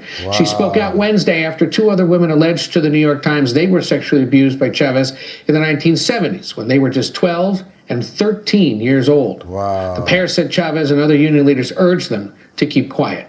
He died in 1993, Chavez did, leading a movement to bring higher wages and health care to American farms. And the United Farm Workers Union has said this week the allegations are, quote, incompatible with our organization's values. It added it won't participate in any Cesar Chavez Day event scheduled for March 31st. Cities and states across the country are already considering renaming scores of street schools and even the recognition day itself. 7 states hold statewide holidays recognizing him. It's a federally recognized holiday, but doesn't come with the day off or anything like this. And look at this. Fresno State University in California covered up this statue of Chavez in reaction to the reports.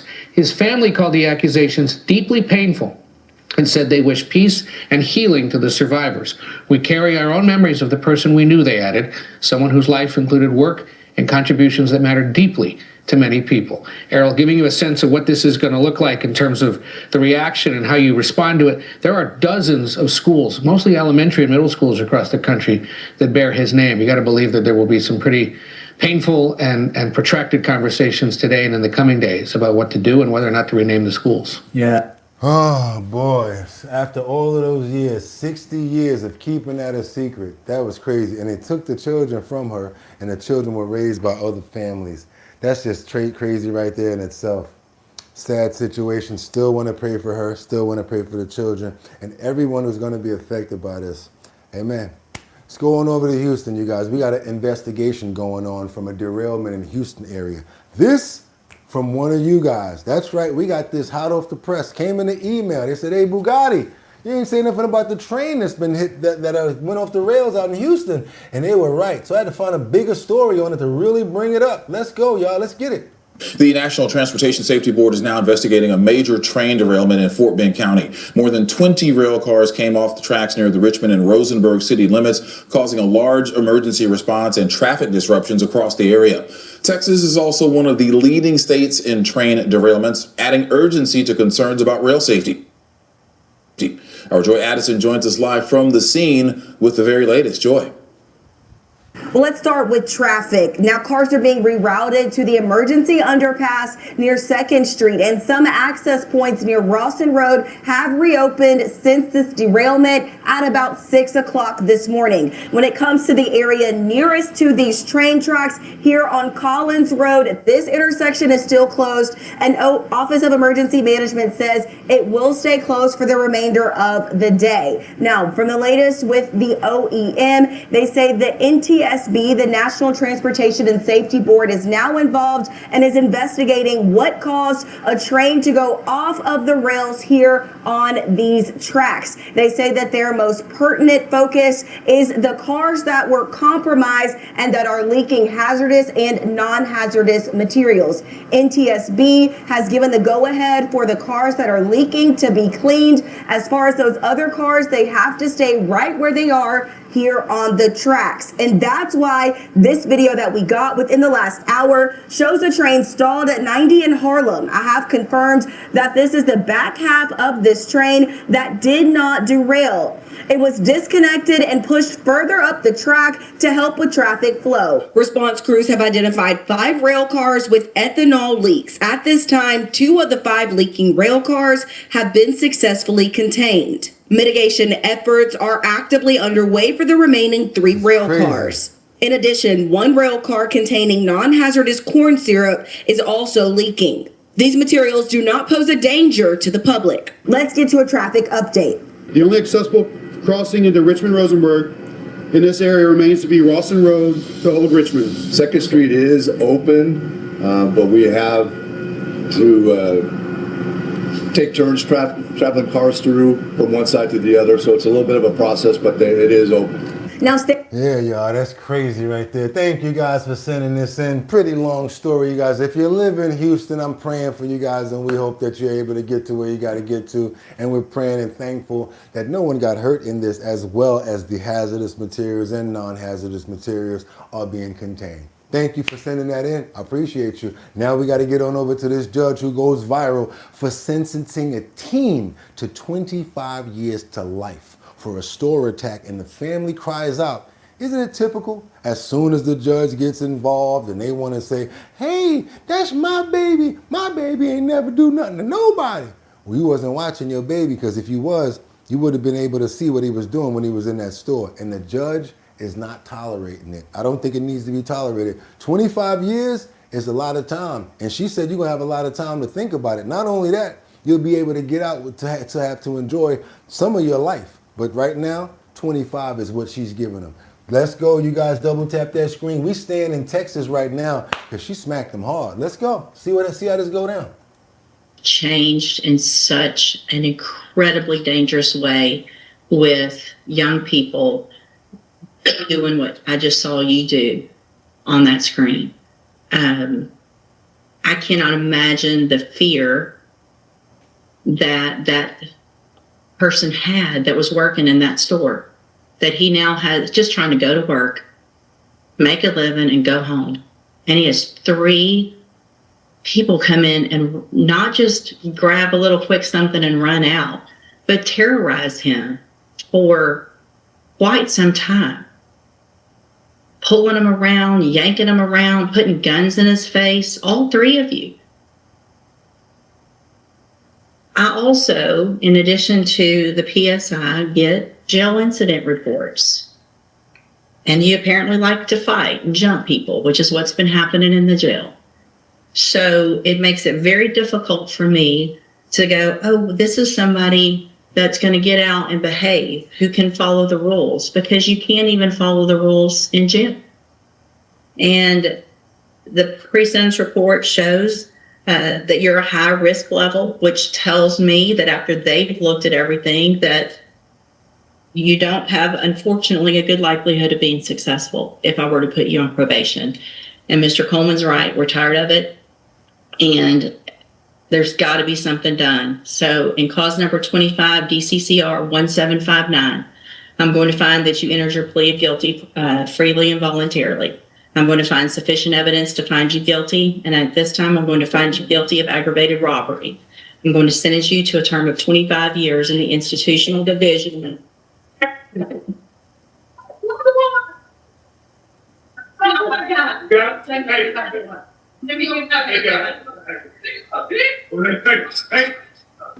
So that's the parent in the back. Once she said 25 years of life, the parent got up, started yelling, this BOTCH, you bitch, how dare you do that to my son?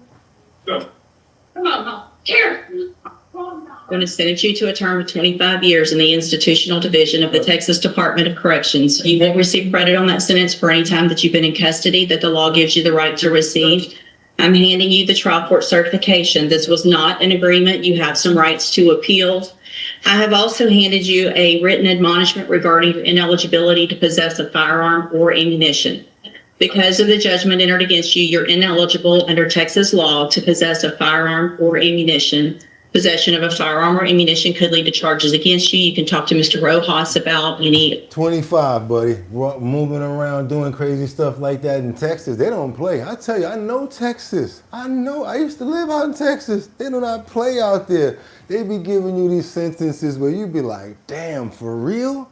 15 for that? Yeah, 25 for that there too. Putting a hammer in somebody's face, running them around the store. No, Lord knows what other cases he had too. Do you guys think that that was justifiable? I don't know. I don't know the history of this guy right here, but from what the judge is saying, they tired of it, and there you go. People need to be taught a lesson. Somebody said facts. Got another person that said good judge. Mega Dub said yikes. Thank God he got the book. Good morning. Yeah, they was not playing. Texas, they do not play out there. I'm telling y'all, go out in Texas and try to do something stupid. They'd be like, 33 years. You'd be like, yo, yep, 33. Let's go. Baltimore. Mayor Scott questions an OIG report finds fraudulent sidestepping invoices. What is he up to, you guys? Mayor Scott, I don't know, man. You should have been on point with this, because you should have already known that due to the fact of who you are, the fact that you're a brother, it was going to be on your back.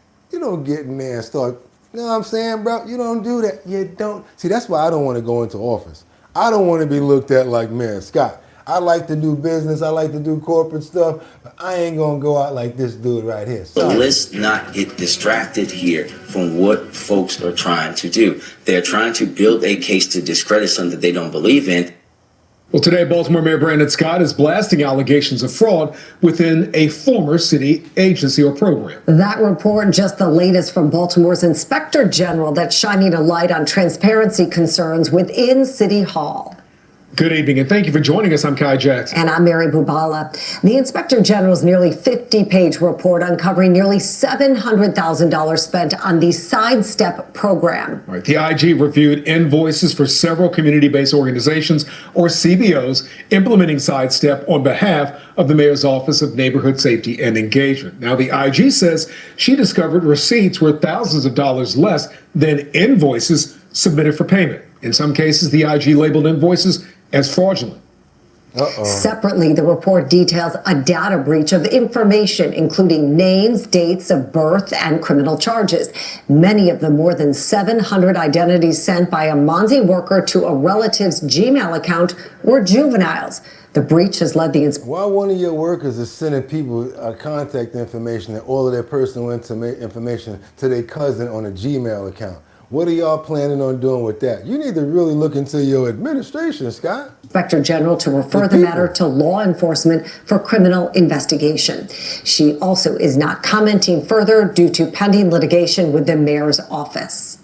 Now, Fox 45's Mackenzie Frost first reported on this story yesterday, and today she pressed Mayor Brandon Scott on the latest findings from the Inspector General. Mackenzie joins us live from the newsroom with the mayor's response. Mackenzie.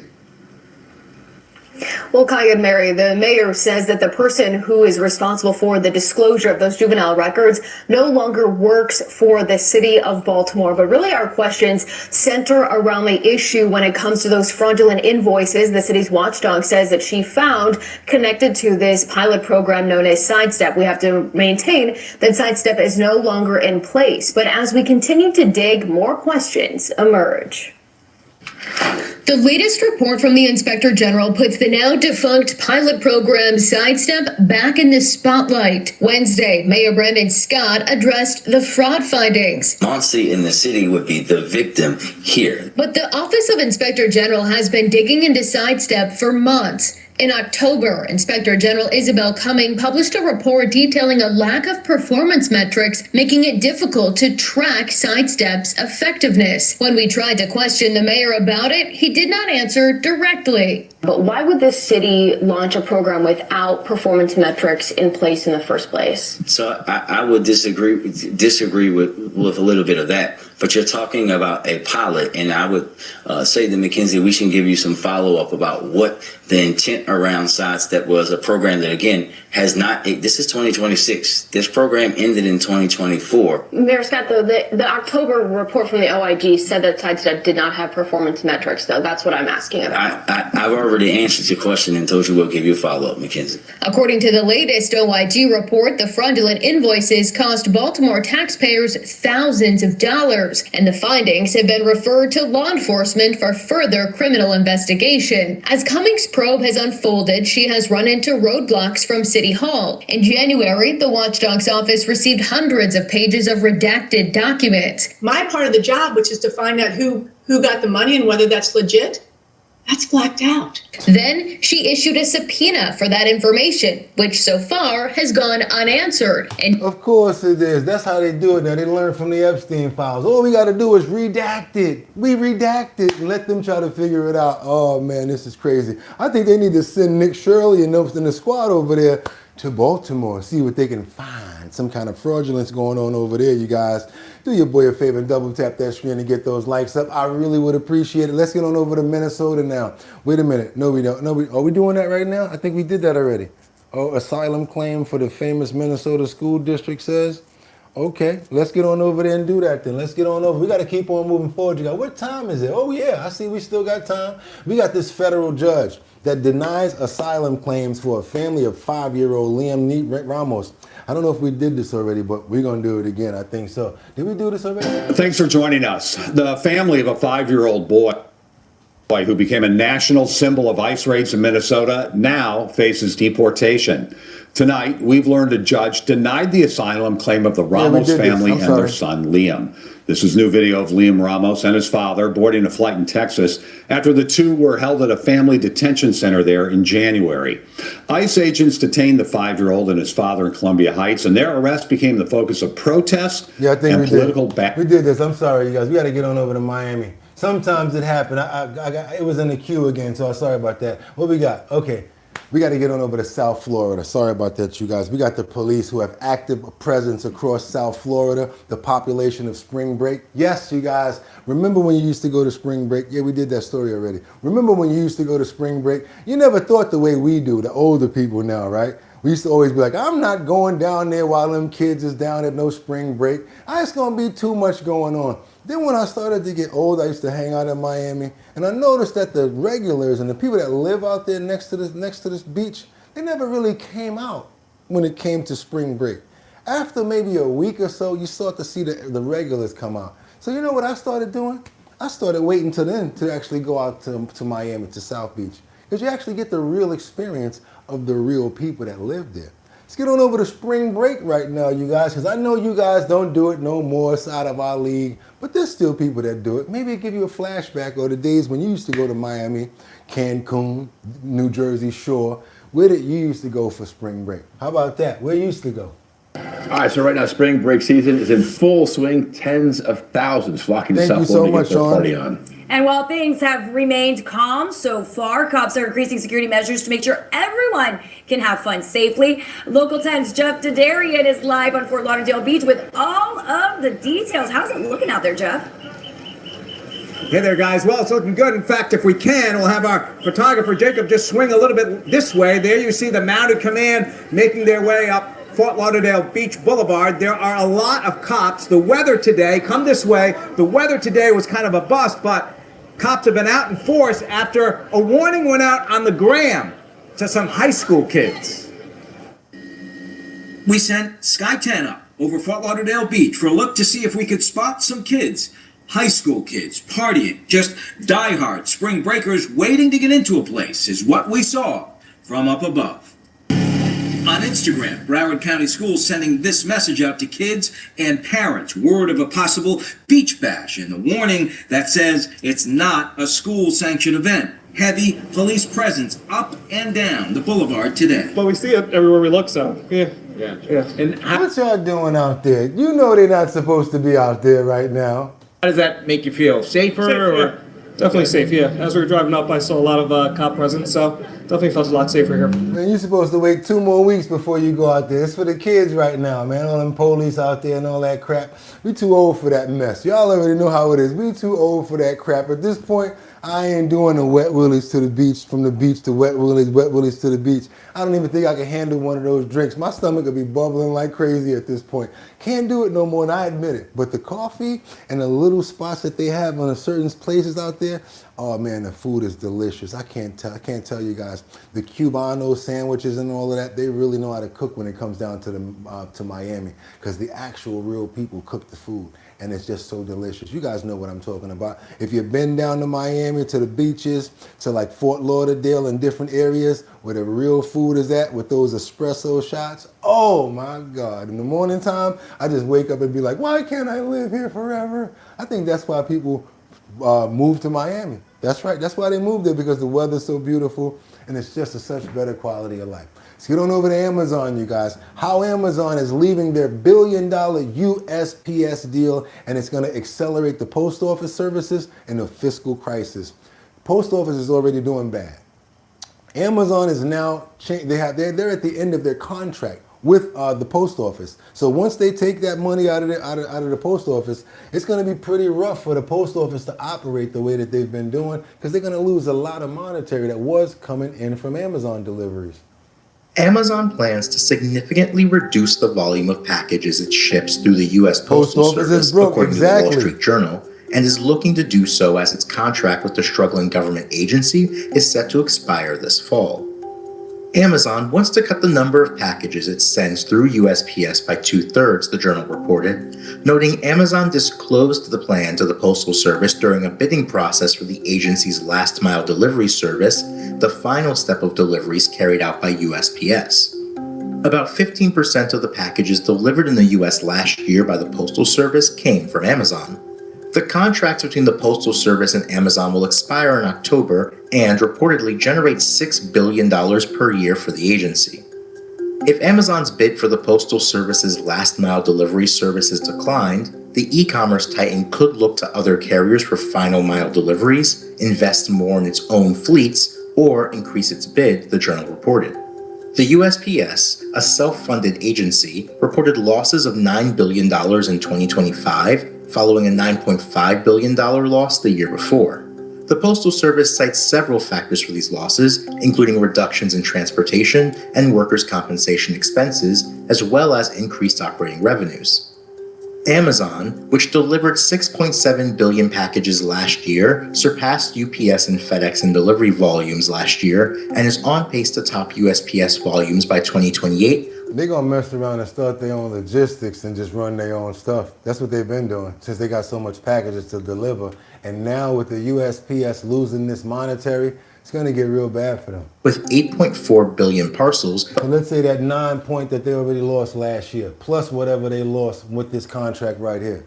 You guys, that means longer lines possibly in the post office, prices probably going up when it comes down to delivering stuff, and slower deliveries with snail mail. Sad to say it, but you heard it here first. Let's keep on going. We're going to go over to Florida now. This is pretty crazy. We got the Attorney General that says this room right here, it looks like a pedo's playing field. This one room that we're about to look at right now, I don't know what sort of mindset someone would have to have in order to create a room like this with all sorts of stuff like this around it. You guys know when I get kind of jumbled up, it's because I have to be careful with certain words. But this video right here that I want to bring you guys is something that we got to be knowledgeable of because it's very disturbing. It's from Orlando. It's a disturbing discovery of a Sanford home. It sparks 100 charges of a Florida Attorney General says. And when you guys see what's in this room, you're going to have a different outlook on pedos. Don't let no kids see this crap. Stay away from it right now. This is for the adults. I want you guys to see this right here. A house of horrors. So that's quite a phrase there, but that is exactly how the state attorney general, James Othmeyer, described the home that belonged to a Sanford man who's charged with dozens of counts of possessing child pornography. This News 6's Mike Valenti was at today's press conference and tells us more details. That house, authorities say, is where 37-year-old Blake McInnes lives, without children. That's despite having rooms that appeared to be designed for one. What law enforcement saw when they arrived left them speechless. Florida Attorney General James Othmeyer in Orlando. Now do your boy a favor and get those likes up. I haven't asked you for a while now, but I really would appreciate it because what it does is get stories like this out. Maybe more people out there like this. Hopefully he has not harmed anyone because what they have so far is just some AI stuff and a lot of craziness going on in his home. But I really want you guys to pay attention to this and get this story out to as many people. So you do that by double tapping that screen and getting those likes up to get more people over here. It's Friday, but at the same time, serious story we got to cover. Let's get into it. Tuesday, flanked by FDLE agents who launched their investigation of McInnes after receiving a tip from the National Center for Missing and Exploited Children. And ultimately, they found thousands of files of both actual child pornography as well as AI child pornography. A search of McInnes' house ended up producing disturbing images like this one, the outside of a room appearing to be decorated for a little girl. One sign above the door reads, "Girl Cave, no boys allowed," and in parentheses, "except daddy." Children's underwear hang down from the top of the door frame. Was there any indication that this individual had intention to have those rooms occupied? What kind of evidence do you have to possibly suggest? Yeah, they're still going through all the evidence. Again, there's a lot of files here, a lot of use of AI. So at this point, there's no evidence of an actual child being on the presence or being abused. That's not to say communication didn't occur. Again, everybody's still looking at it. But at this point, it's just imagery and a lot of the other toys and paraphernalia that were found at the scene. So obviously disturbing details there. State Representative Rachel Plakin was with the Attorney General at today's press conference. Representative Plakin has a bill that would tighten residency and employment restrictions for sex offenders. Uthmeyer pointed out in his press conference that Democratic Representative Anna Eskamani voted against the bill. So I texted Eskamani to get her side, and I took her response in real time to the Attorney General. So you mentioned Anna Eskamani before. After you did, I texted her and she said, I voted no on SB 212 because while protecting children and holding individuals accountable for crimes is essential, this bill expands residency and presence restrictions in ways that raise serious questions about effectiveness, fairness, and unintended consequences. I don't know if everybody can hear. I guess he texted Anna Eskamani to ask why she voted no on this bill to help combat child predators, and she's got concerns over further restricting residency to keep predators from living near areas where a lot of kids are going to reside. Again, there's no excuse for this. It's wrong. It's gross. No excuse. The Bush Guy, cold. That's somebody that needs a life. He don't never need to get out, even if they don't find anything. People like that never need to get out, because what is your intentions? Oh, I know. Oh, so what? What you doing with the videos and stuff?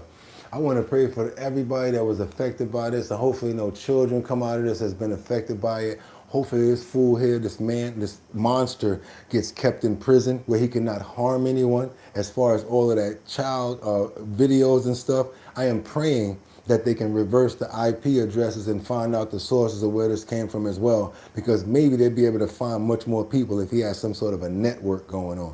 Amen. Let's keep on moving forward over to Philadelphia, you guys. We got this accused of operating a fake contracting business. 2 guys acting like they're doing some contracting work. You always wonder why the contractor and the plumber's never at the job, because all they're doing is running around trying to pick up money from other jobs. Talking about, oh, we need a little bit more money for supplies. We need a little bit more money for supplies. For homeowners to use caution before hiring contractors. Police in Lower Merion, Montgomery County, arresting 2 men on fraud charges. Action News reporter Caroline Gott. Make sure you get some sort of history on these people. One of my best friend is already out about $15,000 because he moved to a new town, Durango, Colorado. Somebody said that, hey, I got a lot of work experience. I can do this work for you. He took his $15,000 and gave it to that person. Next thing you know, he's been in small claims court ever since.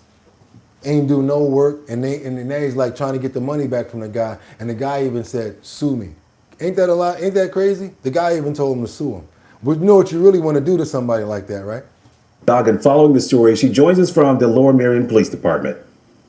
Lower Merion police tell us they have identified several victims so far, but they believe that there could be more. They say they've conducted several investigations into high-dollar fraud schemes over the past year, and those investigations led to these arrests. Lower Merion police want you to take a good look at these 2 men. Scott Bradley and Jake Fox are locked up in the Montgomery County Prison, facing charges of fraud. I saw them, I think it was over a week ago, parked right on the street here, and they were just walking back and forth from the one house down here and back. Police confirmed the pair was working on a home in the Belmont Hills neighborhood, operating under the business name PJS Paving and Masonry Corporation. And the homeowners were growing very uncomfortable with the rapid way in which the company was changing prices and materials and work orders on them without providing any back information. So the homeowners called police, and when the pair returned to the neighborhood last Thursday looking for money from the homeowners, they were taken into custody. This unfortunately fits a pattern of itinerant contractor crime where they will change making it bad for the contractors like us. Exactly. Names. They will have valid looking paperwork. They may represent themselves with different companies, different phone numbers. Police believe these 2 men are European and frequently change their identities. In fact, they say they were born Patrick and Johnny Joseph Quinn, and that they changed their names prior to entering the U.S. They also say it's likely the men operated under business names like Orchard Paving and Perfect Paving LLC, both of which have been associated with fraudulent practices. So once they rip you off, they change the name of the company and they keep on going. Police now want to hear from anyone who may have interacted with these men. Or this specific type of behavior with high pressure sales tactics, shoddy or no work done, non-contact, aggressive follow-ups, insistence on high dollar amounts. I'm telling you guys, $15,000, $20,000 contracting is not cheap. Once they convince a person that this is the price and they convince that they can do the work, oh yeah, send the check through. Next thing you know, pew! Oh yeah, we'll be back, but we need a little bit more money. Keep on coming back and get more money depending on the person. Older person, elderly people, makes it really bad for good contractors. Trust me, I hear it all the time. Well, I was robbed. I gave the money to this guy. Or you know what you do get? You get a guy that's going to take the money, buys some crappy stuff, fixes something and makes it not come up to code, and now you lose that and you got to break everything again and now pay somebody else to do that work all over again. So now you're paying 2 times. Yeah, when you out here trying to find a deal a lot, you guys, especially when it comes down to contracting, be very careful when you're trying to find deals when it comes down to contracting, because a lot of times when these guys say they're going to make you a deal, make sure that they got permits, they're licensed, they got a history, they got some references that you could maybe call. And thank you for the love over there, you guys. Let's double tap that screen and get those likes up. We got to keep on moving forward to Miami. We got 4 that have been charged in this woman's drug overdose death at the Ultra Music Festival. Another thing too, guys, this is a very young girl right here. Looks like she just went to the music fest to have some fun. Somebody may have handed her something to take, maybe a pill or a D-rug, and now she's no longer with us because of that situation right there. Be careful what you're taking from people. A lot of that Internal and Fetty Wap is in all sorts of things right now, you guys, because these D-rug dealers don't care. So the sad part about it is she probably just wanted to have a good time, and now she's no longer alive.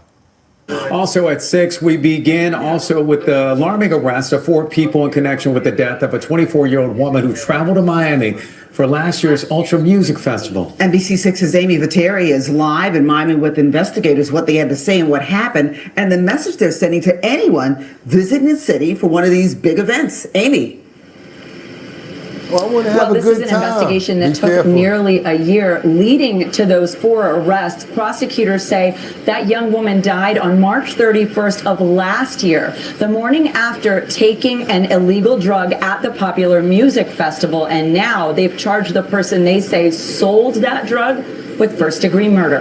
And every life counts. 60,000 plus individuals went there. This is one story. Miami's police chief Manny Morales says while thousands of people safely enjoyed last year's Ultra Music Festival, his investigators have been focused on what went wrong for one person, 24-year-old Jenny Lee, who died after traveling to Miami last year to attend Ultra with her partner. They came to Miami to enjoy a festival and left in a cloud of tragedy. According to State Attorney Catherine Fernandez-Rundle, Lee and Hannah Wynn, also known as Hung, reached out to a contact named Carmen Lowe, asking for a connection to buy drugs in Miami. They say Lowe put the pair in touch with Charlene Forti, who agreed to sell them MDMA, a synthetic drug also known as Molly. A third person, An Lee, is accused of transporting the drug to the music festival. But after taking the pill, investigators say Jenny began having serious complications. Was going in and out of consciousness and not feeling well. They say Wynn took her to the medical tent and she was then transported to Jackson Memorial Hospital. The investigation shows Wynn sent a text to Forti asking, "Do you know for sure if it is MDMA?" Forti responded in part, "I can ask the guy who sold it." Sadly, Jenny died the following morning, that the cause of death was officially listed as a death due to acute MDMA toxicity. Under Florida law, prosecutors could now charge the person they say supplied that deadly drug with murder. In this case, it was MDMA, and that substance is the proximate cause of that person's death. One, the charge of murder. Forti appeared before a judge Wednesday afternoon who decided she would be held without bond for now. And to sum up some of the other charges, Carmen Lowe is accused of conspiracy to commit murder, and both Jenny's partner, Wynn, and An Lee, the man accused of transporting that drug to the music festival, are both charged, I should say, with possession of a controlled substance. And transporting it. I want to pray for Jenny. I want to pray for her family. And you guys, please learn from these stories, because you might want to go somewhere and have a good time, and you might want to trust your friend because that's the one that knows maybe the hookup. Don't do it, you guys. And it's sad to even think or know that somebody like that will try to be on something like that. Lord, who started them out taking something like that? I mean, what happened to a little bit of trees? You know what I'm saying? Like a little bit of brew or what? I don't even supposed to be saying that. But come on now. Like, it's too hard right there. And Lord knows who turned them on to that. So I just want to pray for the family as well as the mother and the father who probably are irate right now as well as when that happened. And hopefully we get more people that stay away from D-rugs because you never know what's in them nowadays, period. Just don't know. Keep on moving forward, you guys. I'm going to tell you like this. If somebody come to my apartment, I don't let them stay anywhere by themselves. To do any work in here, if they're in the bathroom, I'm at the door. If they're at the kitchen, I'm at the door. You know why? Because you never know what somebody's going to do. You got maintenance workers that get comfortable because, oh, we work here, we can do whatever we want. Next thing you know, they're in there watching TV, playing video games. I'm like, yo, ain't you supposed to be fixing something right now? Or how about this? They got to use the bathroom, but they don't go to the bathroom to use it. Yeah, what you mean, Boogotti? They got to use the bathroom, but they don't go to the bathroom to use it. I mean, I'm in the kitchen already. I got a whiz. Why don't I just do it in the sink? Yeah, y'all ain't gonna believe this one. We got this maintenance worker that was caught urinating in somebody's sink by the tenants. You guys ain't, I'm talking about, I told you, anything you make up nowadays, you can just make it up and a couple of days later, it's gonna pop up. So yeah, somebody must have made this one up because I can't believe it myself. We got this maintenance worker in Chicago. He ain't wanna walk a couple of steps to go to the bathroom. He decided to piss in these tenants' sink. Let's go. Come on, let's get it. First tonight, if you are a renter, listen up. A Bloomingdale tenant says he caught his maintenance worker on camera urinating in his kitchen sink. He now has a warning for others. Leslie. Oh, y'all thought I made that up. Where am I get that from? I can't make stuff up like that. Chicago, y'all need to get right and do your boy a favor because you only gonna get crazy stories like that over here. Double tap that screen, get those likes up, please. When you hit the like button, it sends more people over here, believe it or not, to see crazy shit like this. And guess what's coming up next? Health and wellness section. Let's go, y'all. Let's get it. Leslie Moreno joins us live with more. Leslie. Hey, John, good evening. Yeah, the tenant says this is a total violation of his home and privacy. This incident happened back in February, and he says it still haunts him and his wife. Andrew Manning says what should have been a routine maintenance visit turned into a shocking discovery. It was horrible, and this has been something that has caused a significant amount of stress for both my wife and myself. He says a maintenance worker at his Camden at Bloomingdale apartment came to fix his washing machine, but was later caught on his apartment security cameras urinating right in the kitchen sink. When he realizes there's a camera, he quickly rinses the sink with water. Complete violation of everything, trust, privacy, and just basic hygiene. I mean, it's disgusting. You know, you trust these people to come in your home that you're renting for already an exorbitant price, you know, in the suburbs of Chicago, and you expect them to do their job correctly and not do anything else, and especially not, you know, pee in your sink. Soon as he realized, he went to management. The maintenance worker happened to be there, so he confronted him about it. You're going to be a man and admit that you peed in my sink? So yes, you did. Okay, so that's a video as well. You can very faintly hear him say yes after I ask him extremely clearly, did you pee in my sink? Just be a man and admit it, and he did admit it. Didn't say why. No, he didn't tell me why. Xander says his garbage disposal has since been replaced, but it doesn't erase the violation they feel every time they spend time in their kitchen. And my poor wife too. I mean, the crying she did on the way home from work that day, and ever since, this situation's been really weighing on her, especially because I think, especially as a woman, that level of violation hits a little bit differently than if you're a man. Xander is asking for 3 to 4 months of free rent to make up for the emotional toll, but he says management won't respond. He's now sharing his story to warn other renters. This is the only thing I could think of, is to spread awareness and make sure that people know, hey, get cameras in your apartment, get cameras in your house. If you have someone coming into your property, whether you own it or not, and are working on your things, you should know exactly what they're doing, even if you're... Or don't let nobody in there when you ain't there. If I ain't there, sorry. Can you have them come on Saturday, on Sunday when I'm not working? Well, in that case, I'm good. Well, luckily, I can do all the work myself. How about this? Y'all can leave everything in the front of the door, and I ain't even gonna charge you for it. I'll put the whole damn sink in myself. Really? Yep, I could put the whole damn thing in myself, cabinets and everything. And I ain't gonna charge y'all jack. keep your maintenance man outside. I don't let him do nothing at all. Do your boy a favor. That nectar says it all. My lease and move out ASAP. I have cameras all over my house. Exactly, Boogotti, the 100 Boogotti. My boy trying to take the landlord to the cleaners for that 3 months, right? Why did they blur his face? Miss Swanza, me too. What Miss Swanza said, I have a camera all over my house. Yeah, Miss Swanza, you got to. And you know what you do? You let them know that they're there too. Because we watching you. I ain't here, but I'm here. Let's keep on going forward, you guys, because now it's time for the health and wellness section. We got 9, oh, matter of fact, let me ask you guys a question.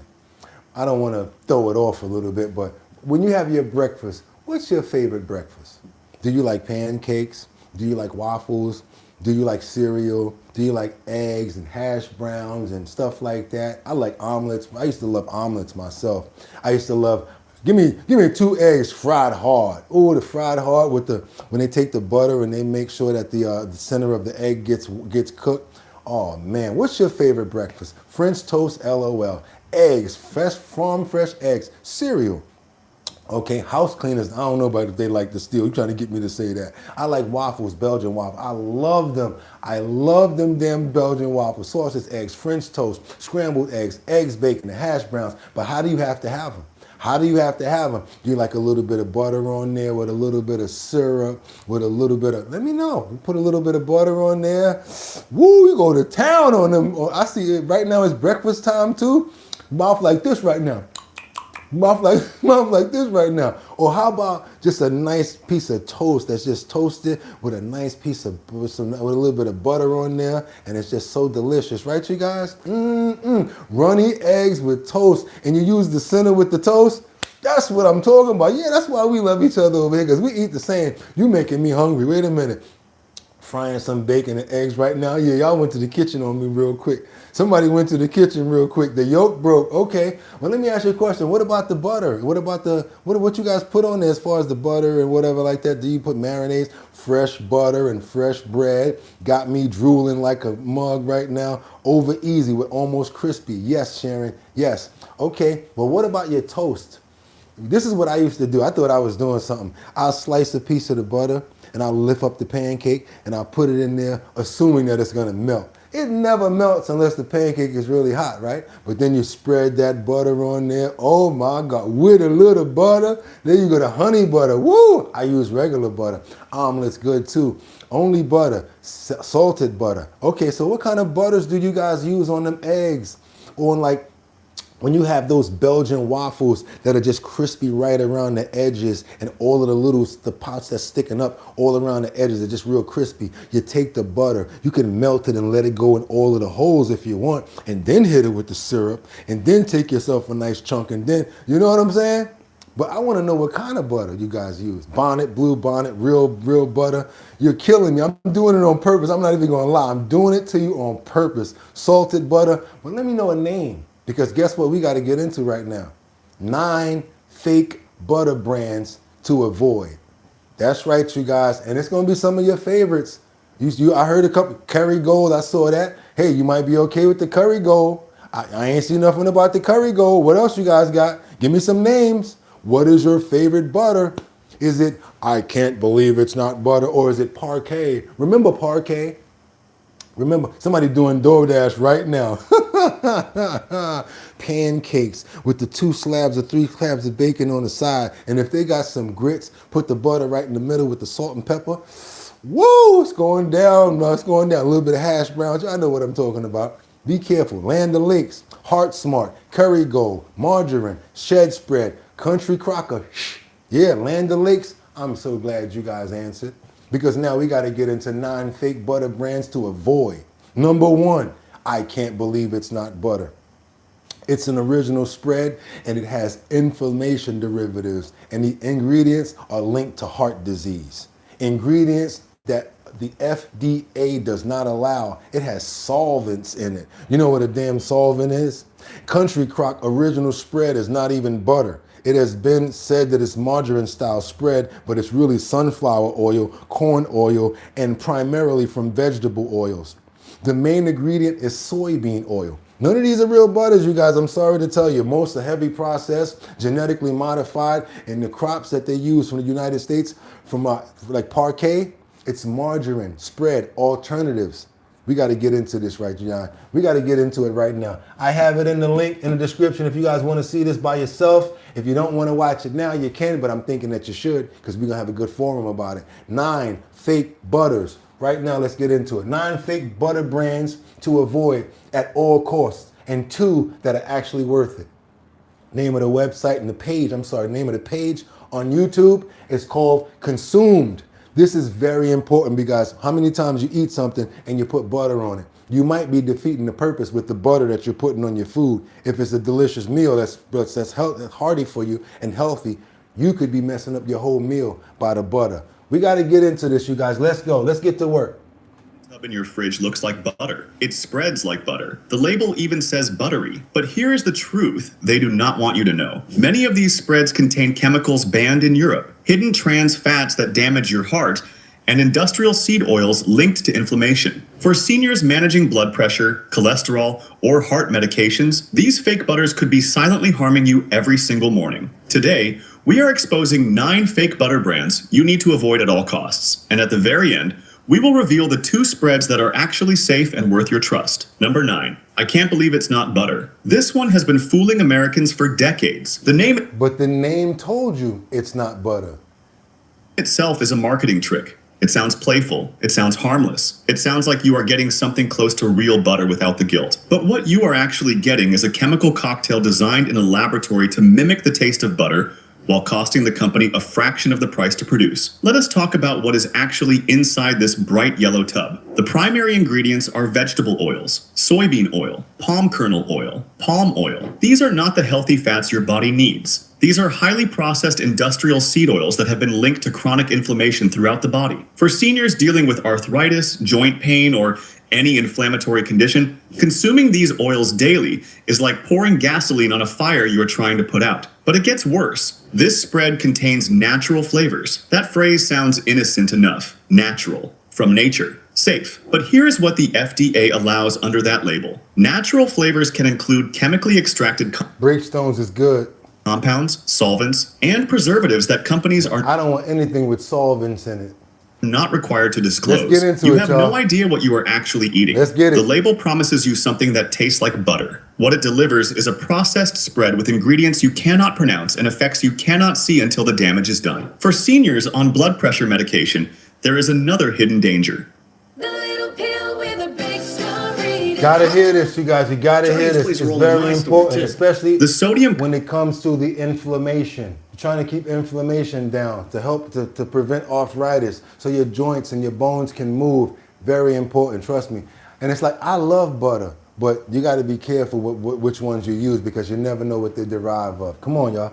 Content in many of these spreads is higher than you would expect. 1 tablespoon might seem harmless, but seniors who use this spread liberally on toast, vegetables, and baked potatoes can easily consume far more sodium than they realize. Your doctor tells you to watch your salt intake. Meanwhile, this fake butter is sneaking extra sodium into every meal. Consumer Reports have documented complaints about this product for years. Off-putting chemical aftertastes, oily residue that does not melt properly, a texture that feels more like petroleum jelly than anything that belongs on your food. The company promises a buttery experience. Believe the marketing over the reality. At number 8, Country Crock. For generations, Country Crock has positioned itself as the wholesome, family-friendly spread. The name evokes images of farmland. Sorry, guys, it's just a name. You know what we've been doing with this month, and you know we've been peeling back the layers on a lot of these companies that are using names and using certain things to drive you in to buy the product because you think it's good. I grew up on Country Crock. I used to use the brown tubs back in the day for cereal. That's how hood we was. Rolling green hills, a simpler time when food was pure and trustworthy. That imagery is intentional. It is designed to make you feel safe. But what is actually inside that familiar yellow tub tells a very different story. Country Crock is not butter. It never has been. It is a margarine-style spread made primarily from vegetable oils. The main ingredient is soybean oil, one of the most heavily processed and genetically modified crops in the United States. Over 90% of soybeans grown in America are genetically modified. Unless a product specifically states it uses non-GMO ingredients, You can assume you are consuming GMO soybean oil with every serving. For seniors concerned about long-term health effects, this matters. The research on GMO consumption is still evolving, but what we do know is that heavily processed seed oils contribute to oxidative stress in the body. Oxidative stress accelerates aging. It damages cells. It contributes to the chronic diseases that plague so many Americans over the age of 50. Heart disease, diabetes, cognitive decline.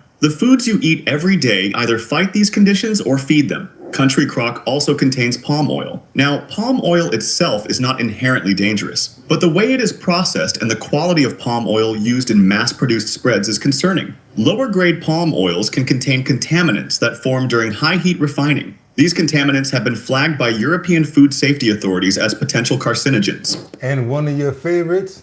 From batch to batch, leaving them wondering what exactly they are putting in their bodies. I used to love it. At number 7, Parquet. Parquet has been a household name since the 1960s. For decades, their commercials featured that talking tub insisting it was butter. Parquet. Remember that? I used to love Parquet. We used to love Parquet, right? Grandmother used to buy it all the time. We ain't know no better.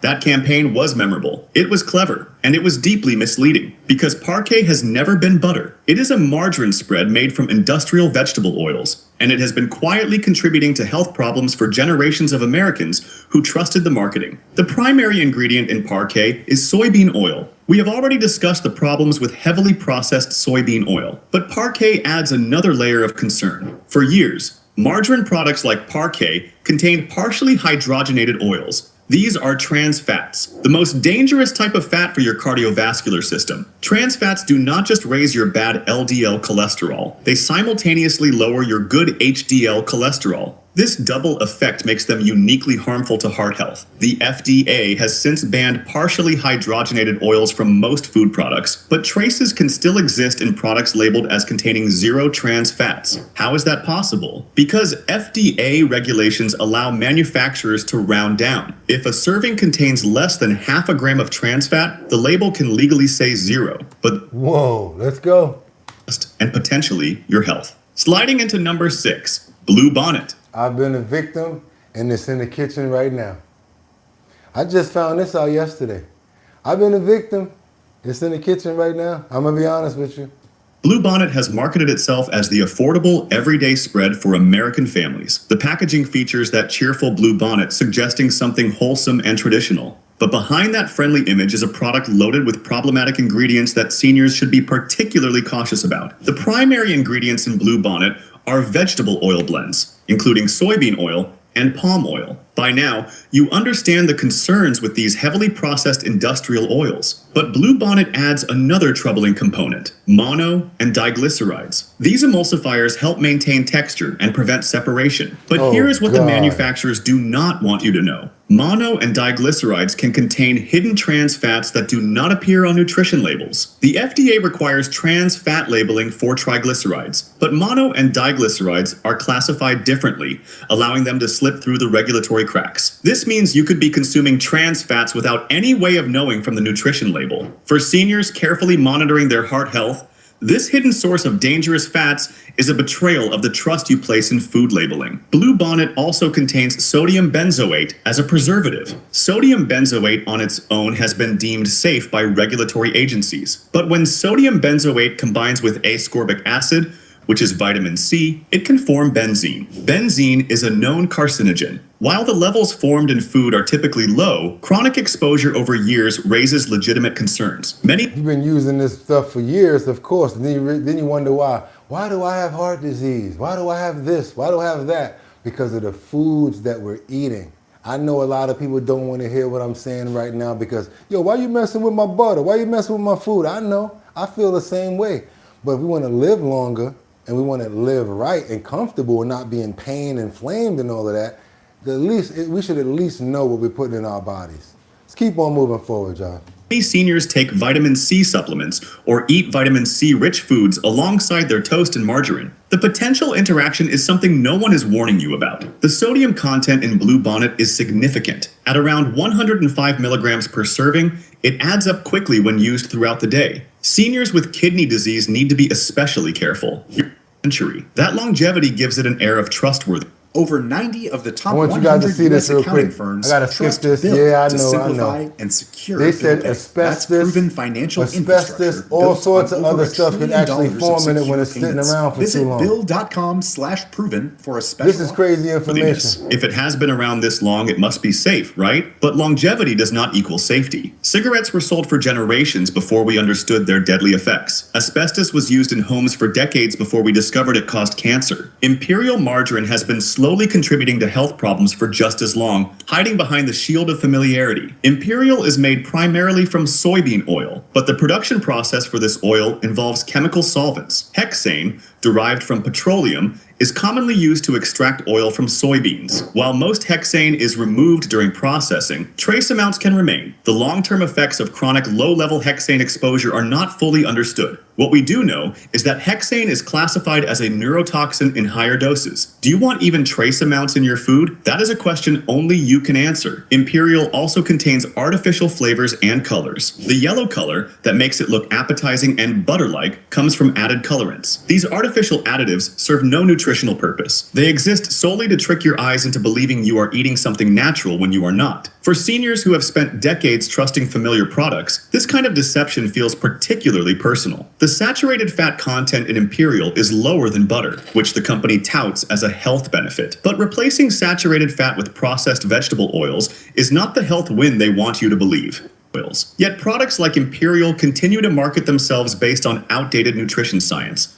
Most people never learn what is really in products like this, but you will. Do not go yet. The solution comes at the very end of this video, and it could change how you shop forever. Consumer reports about Imperial mention persistent complaints, splattering when used for cooking, indicating high water content, an artificial aftertaste that does not belong in anything claiming to resemble butter, a texture that some Be careful with the Imperial, y'all. That's the one that they saying it's like, they put air in some of them. Air, actual air. Describe as waxy or plasticky. These sensory experiences are your body's way of telling you something is wrong, but the marketing drowns out those instincts, convincing you to keep buying what you have always bought. Number 4 on our list, Smart Balance. Now, I thought that this was a good one because of the name, Smart Balance. But does that mean it's good for you just because of the name?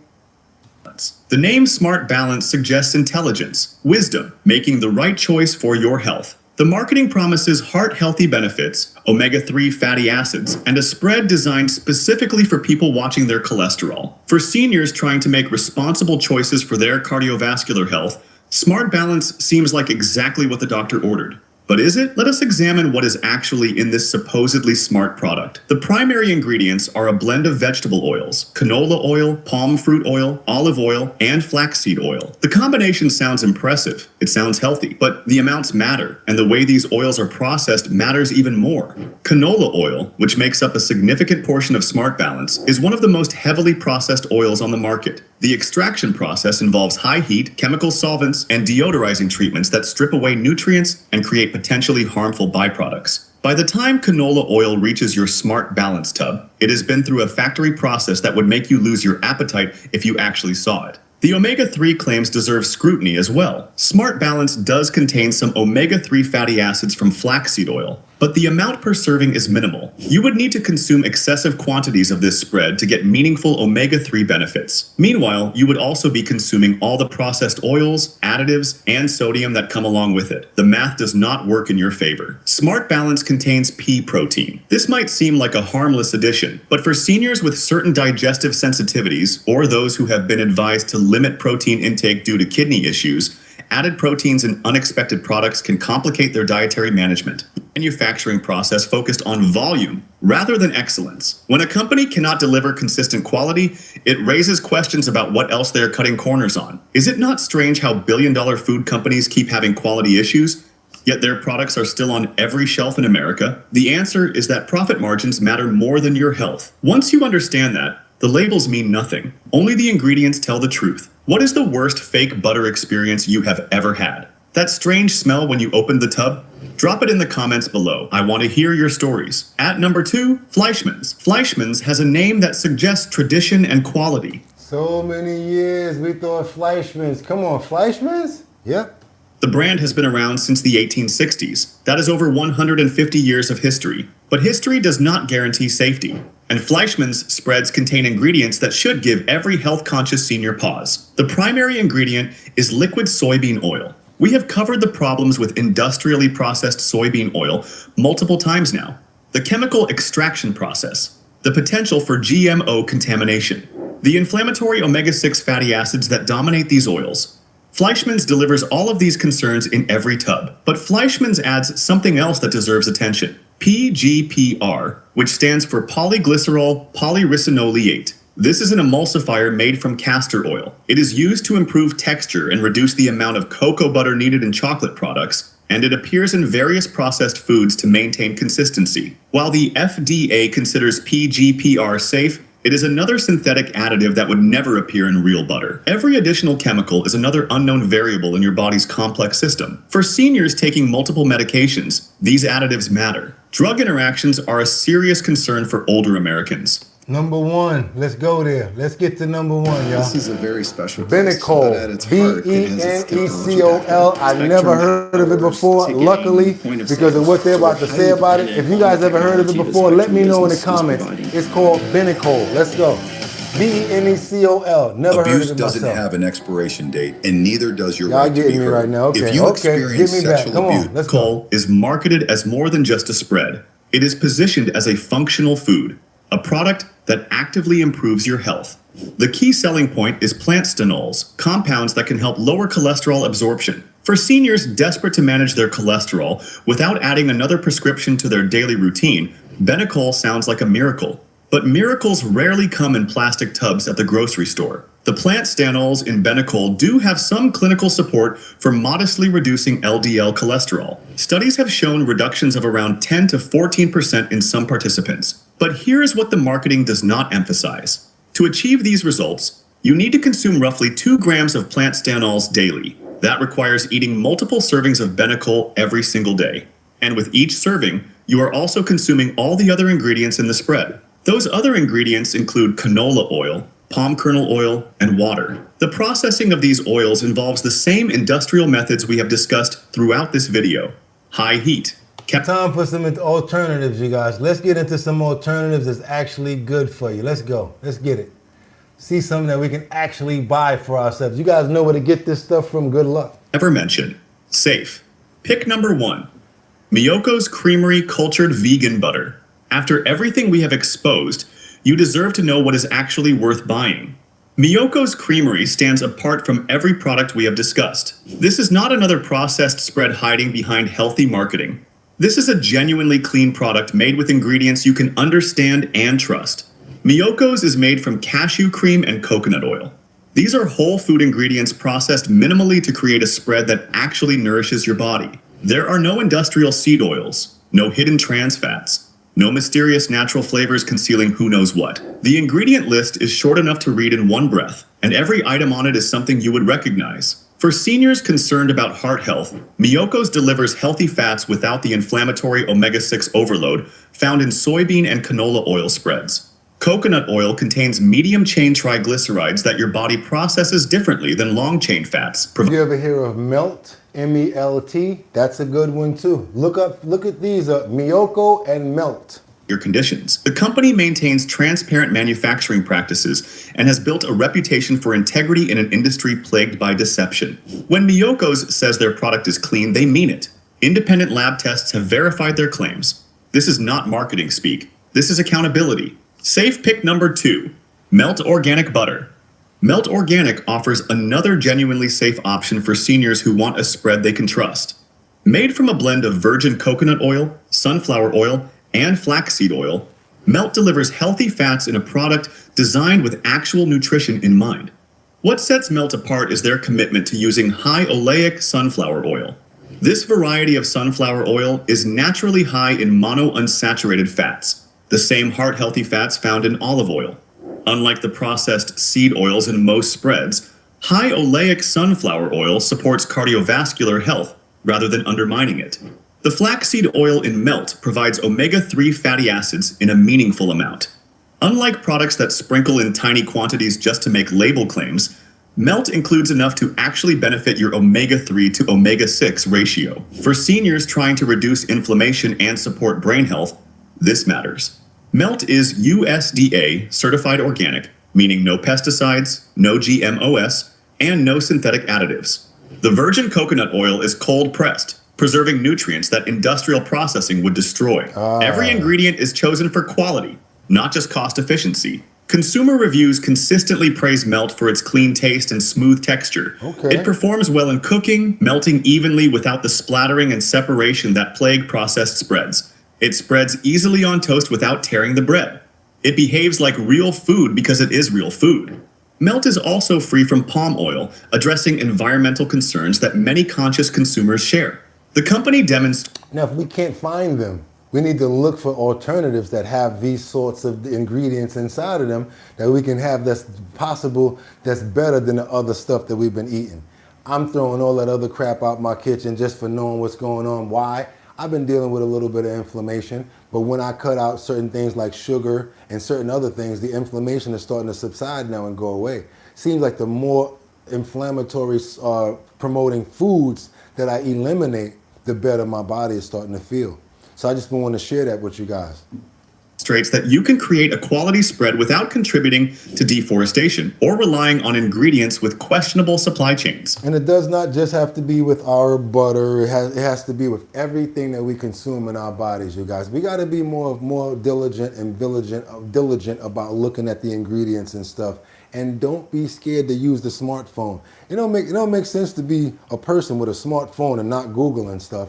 Any recalls on this? What you hear about this? Get Chat GPT for a reason now. Use it just for that, to find out about products and all sorts of recalls and things like that before we consume them in our body. At least we can use it for that. So yes, I recommend that everybody gets Chat GPT or Grom. Grom is a little more informative. You guys can go to the App Store, download Grok. Download that, right? It's going to come up on your phone and you'll be talking to your phone. And believe it or not, after a while, you get what I'm talking about. If you have not already started using AI, just tell, hey, what's going on with Fleischmann's? Were there any recalls with this? And just sometimes get information when you got time in your hands. Yes, you guys, this came from 9 fake butter brands to avoid at all costs and 2 that are actually worth it. Those last 2, I'm going to go look for that other one. I don't know if I'm going to find that Miyoko, but I feel like I got a better chance of finding that Melt. I'm going to look up and see if I could find that Melt somewhere. And I want to see if it's a different taste. Probably something I never tasted before. Fresh and clean and good. You guys, we got to keep on moving forward because it ain't over. You know what we do when we come to a certain part of our show. We got to show love to our family and our friends. And we haven't seen this guy for a little while now. So you know what? Let's stop in and see what Lynn and Nova's been doing. They're at the recovery center right now. And somebody happened to be walking on all fours and not even realizing that they're walking on all fours. So I want to put this prayer up in the air right now for my boy Nova, because I said it. I told you that he was going to be walking in springtime. Not fully walking, but it's good enough for me from where he came from. God bless you, Lynn, and God bless you, Nova. Over here at Our Bottom Line, we support you, and we can't wait to see him run like he used to, doing the zoomies, baby. Let's go. Let's go. Let's see what Nova got in store for us. Because when I saw this, I said, wait a minute. I don't see any wheelchair behind him. This dude is walking.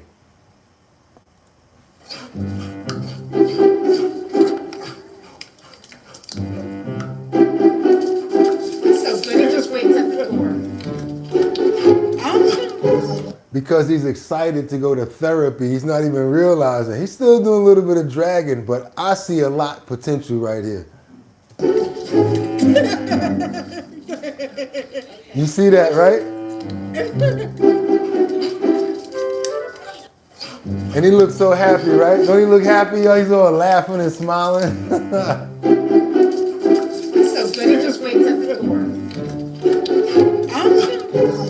I'm trying to let you guys concentrate on them back legs. Look at them back legs right there, them back legs moving, y'all.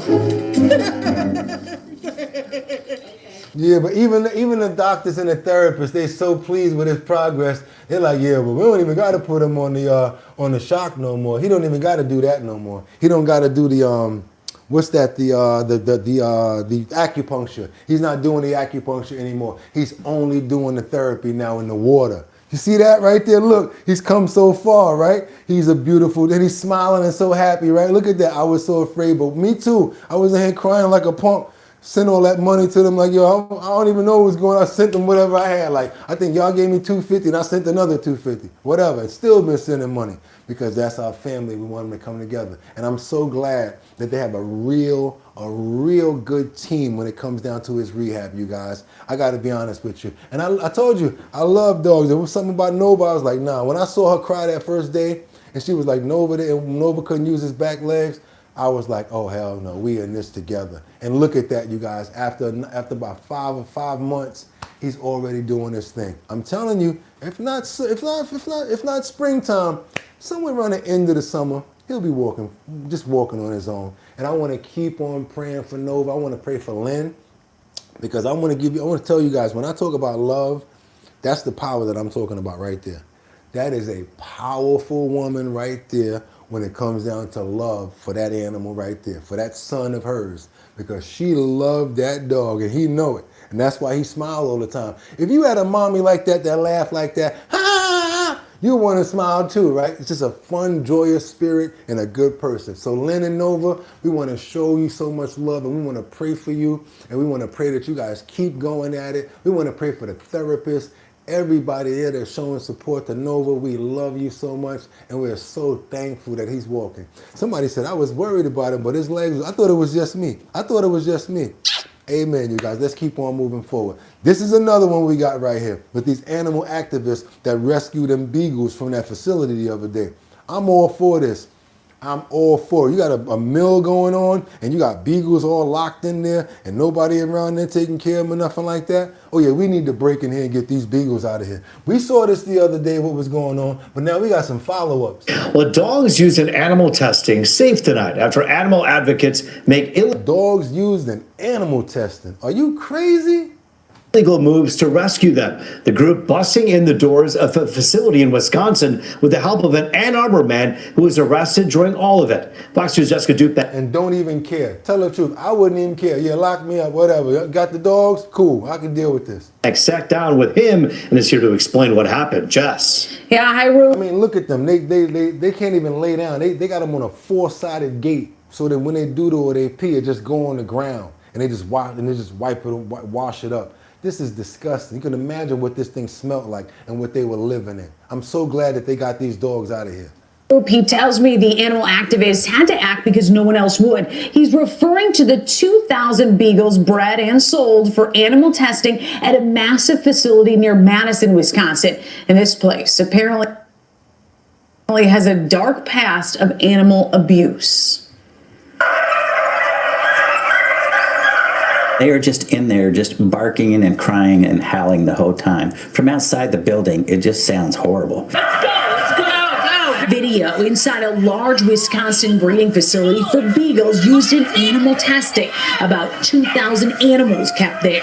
The site of a huge takeover by animal rights activists last weekend. We entered through a fence outside, and then we entered buildings and started taking dogs out. Doug Moeller from Ann Arbor was there as they pried the doors open, breaking in to get 30 beagles out, while employees at so-called Ridgeland Farms taunted with baseball bats in their trucks.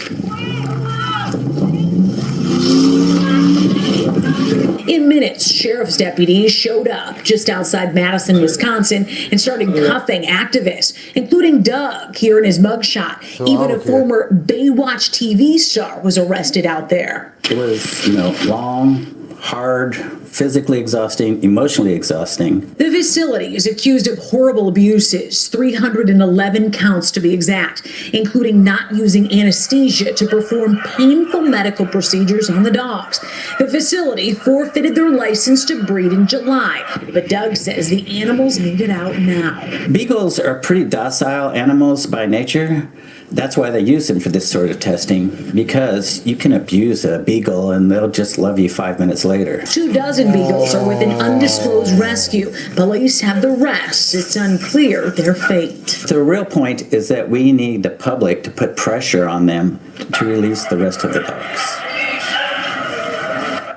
So after all this, that facility, Ridgeland Farms in Madison, Wisconsin, they did release a statement. They say they plan to seek charges against those some 10 dozen animal activists, and they plan to push that forward, maybe to set a precedent so that the laws aren't broken in the future. But I have a feeling a lot of folks are going to side with those animal activists, given sort of the tortures and abuses that have gone on at this place. Yeah, I mean, that's just reprehensible. It's beyond, you can't even like put your head around how you could do that. Testing on a dog, doing procedures without anesthesia. Right. Now, look, you know, you got guys like him and others out there who obviously have a lot of courage to stand up for their convictions, but maybe a lot of other people say, hey, I want to help, but I don't know if I'd go that far. Yeah, what because can they do? at the end of the day, you are breaking the law. Yeah. They were arrested. Our guy Doug from Ann Arbor, he's got a court date at the end of May. There are a lot of products that test on animals that we use in everyday life. It's going to take a pinching where those companies make money. So using products that aren't tested on animals, that's a big one. And it doesn't take much more than a Google search to see who does and who doesn't. You're going to find a lot of people from our area Google searching that tonight. That's right, you guys. No more products tested on animals at all, especially coming from over here.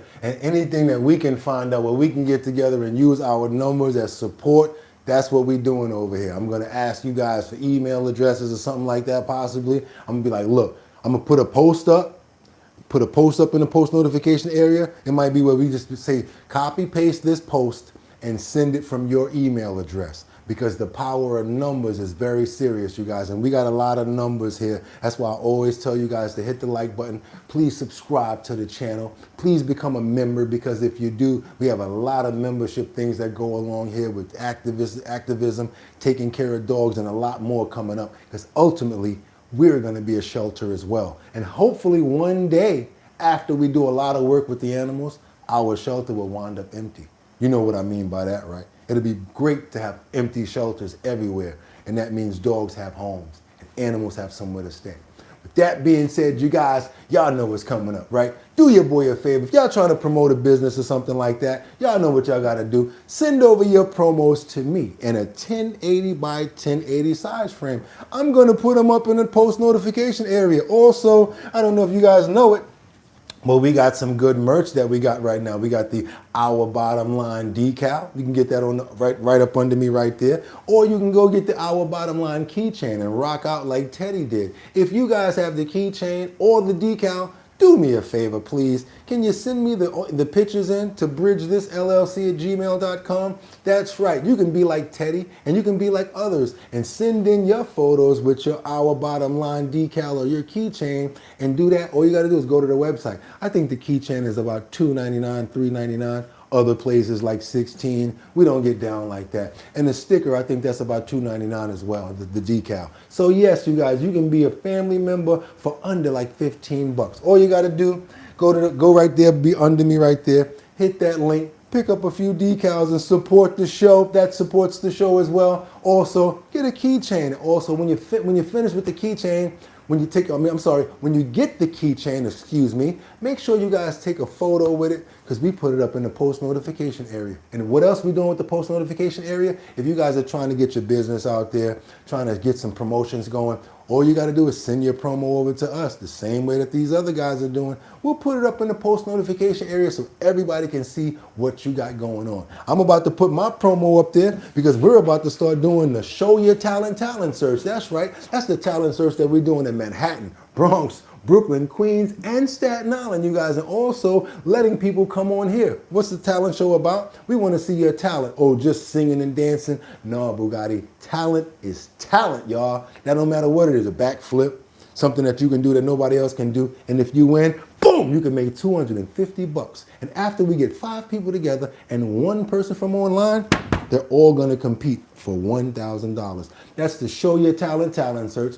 Myself, Boogotti, I'm going to be hosting it along with my DJ Don Dada, sponsored by Big Drip Hard Punch. You guys want to be a part of the talent show? All you got to do is go over to the website, www.drinkbigdrip.com. We're about to start promos at the end of this month. It's springtime. We have no excuses anymore. The end of this month, Manhattan, Bronx, Brooklyn, Queens, Staten Island, we coming out. Liquor stores, restaurants, different events. You guys are going to see me there, my DJ Don Dada, doing tastings and the Show Your Talent search. So if you win, again, boom, $250. After we get everybody together, they all compete for the $1,000, and whoever wins that gets the whole purse, $1,000.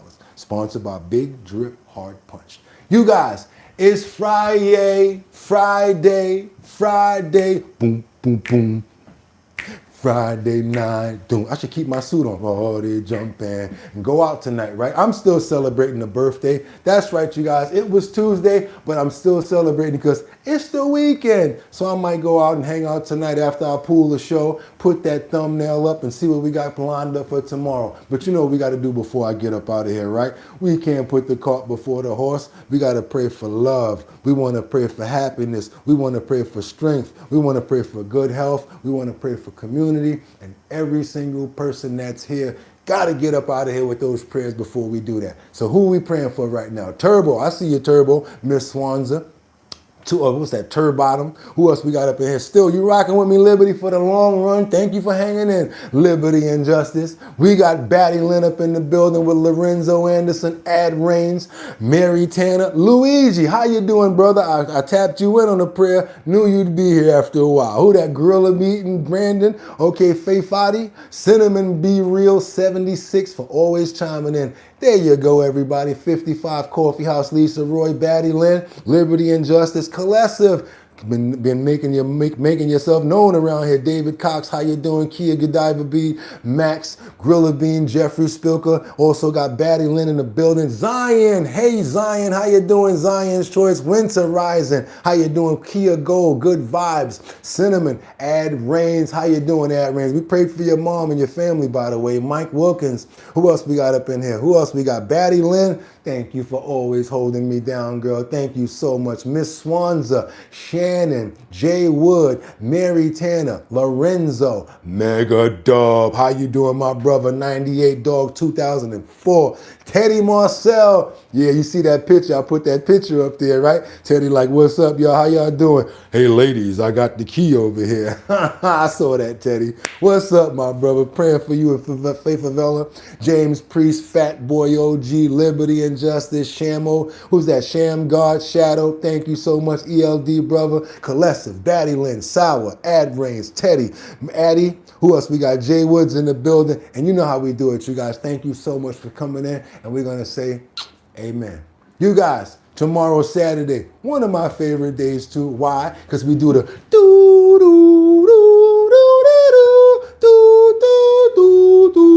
I remember Saturdays, the big bowl of cereal, the karate flicks, or just watching cartoons. So every Saturday, it feels the same to me, especially when I can come here and hang out with you guys. So guess what? Same time, same channel, 6 o'clock, same show. I hope you guys love the show. Guess what? Starter kits are going to be available after today.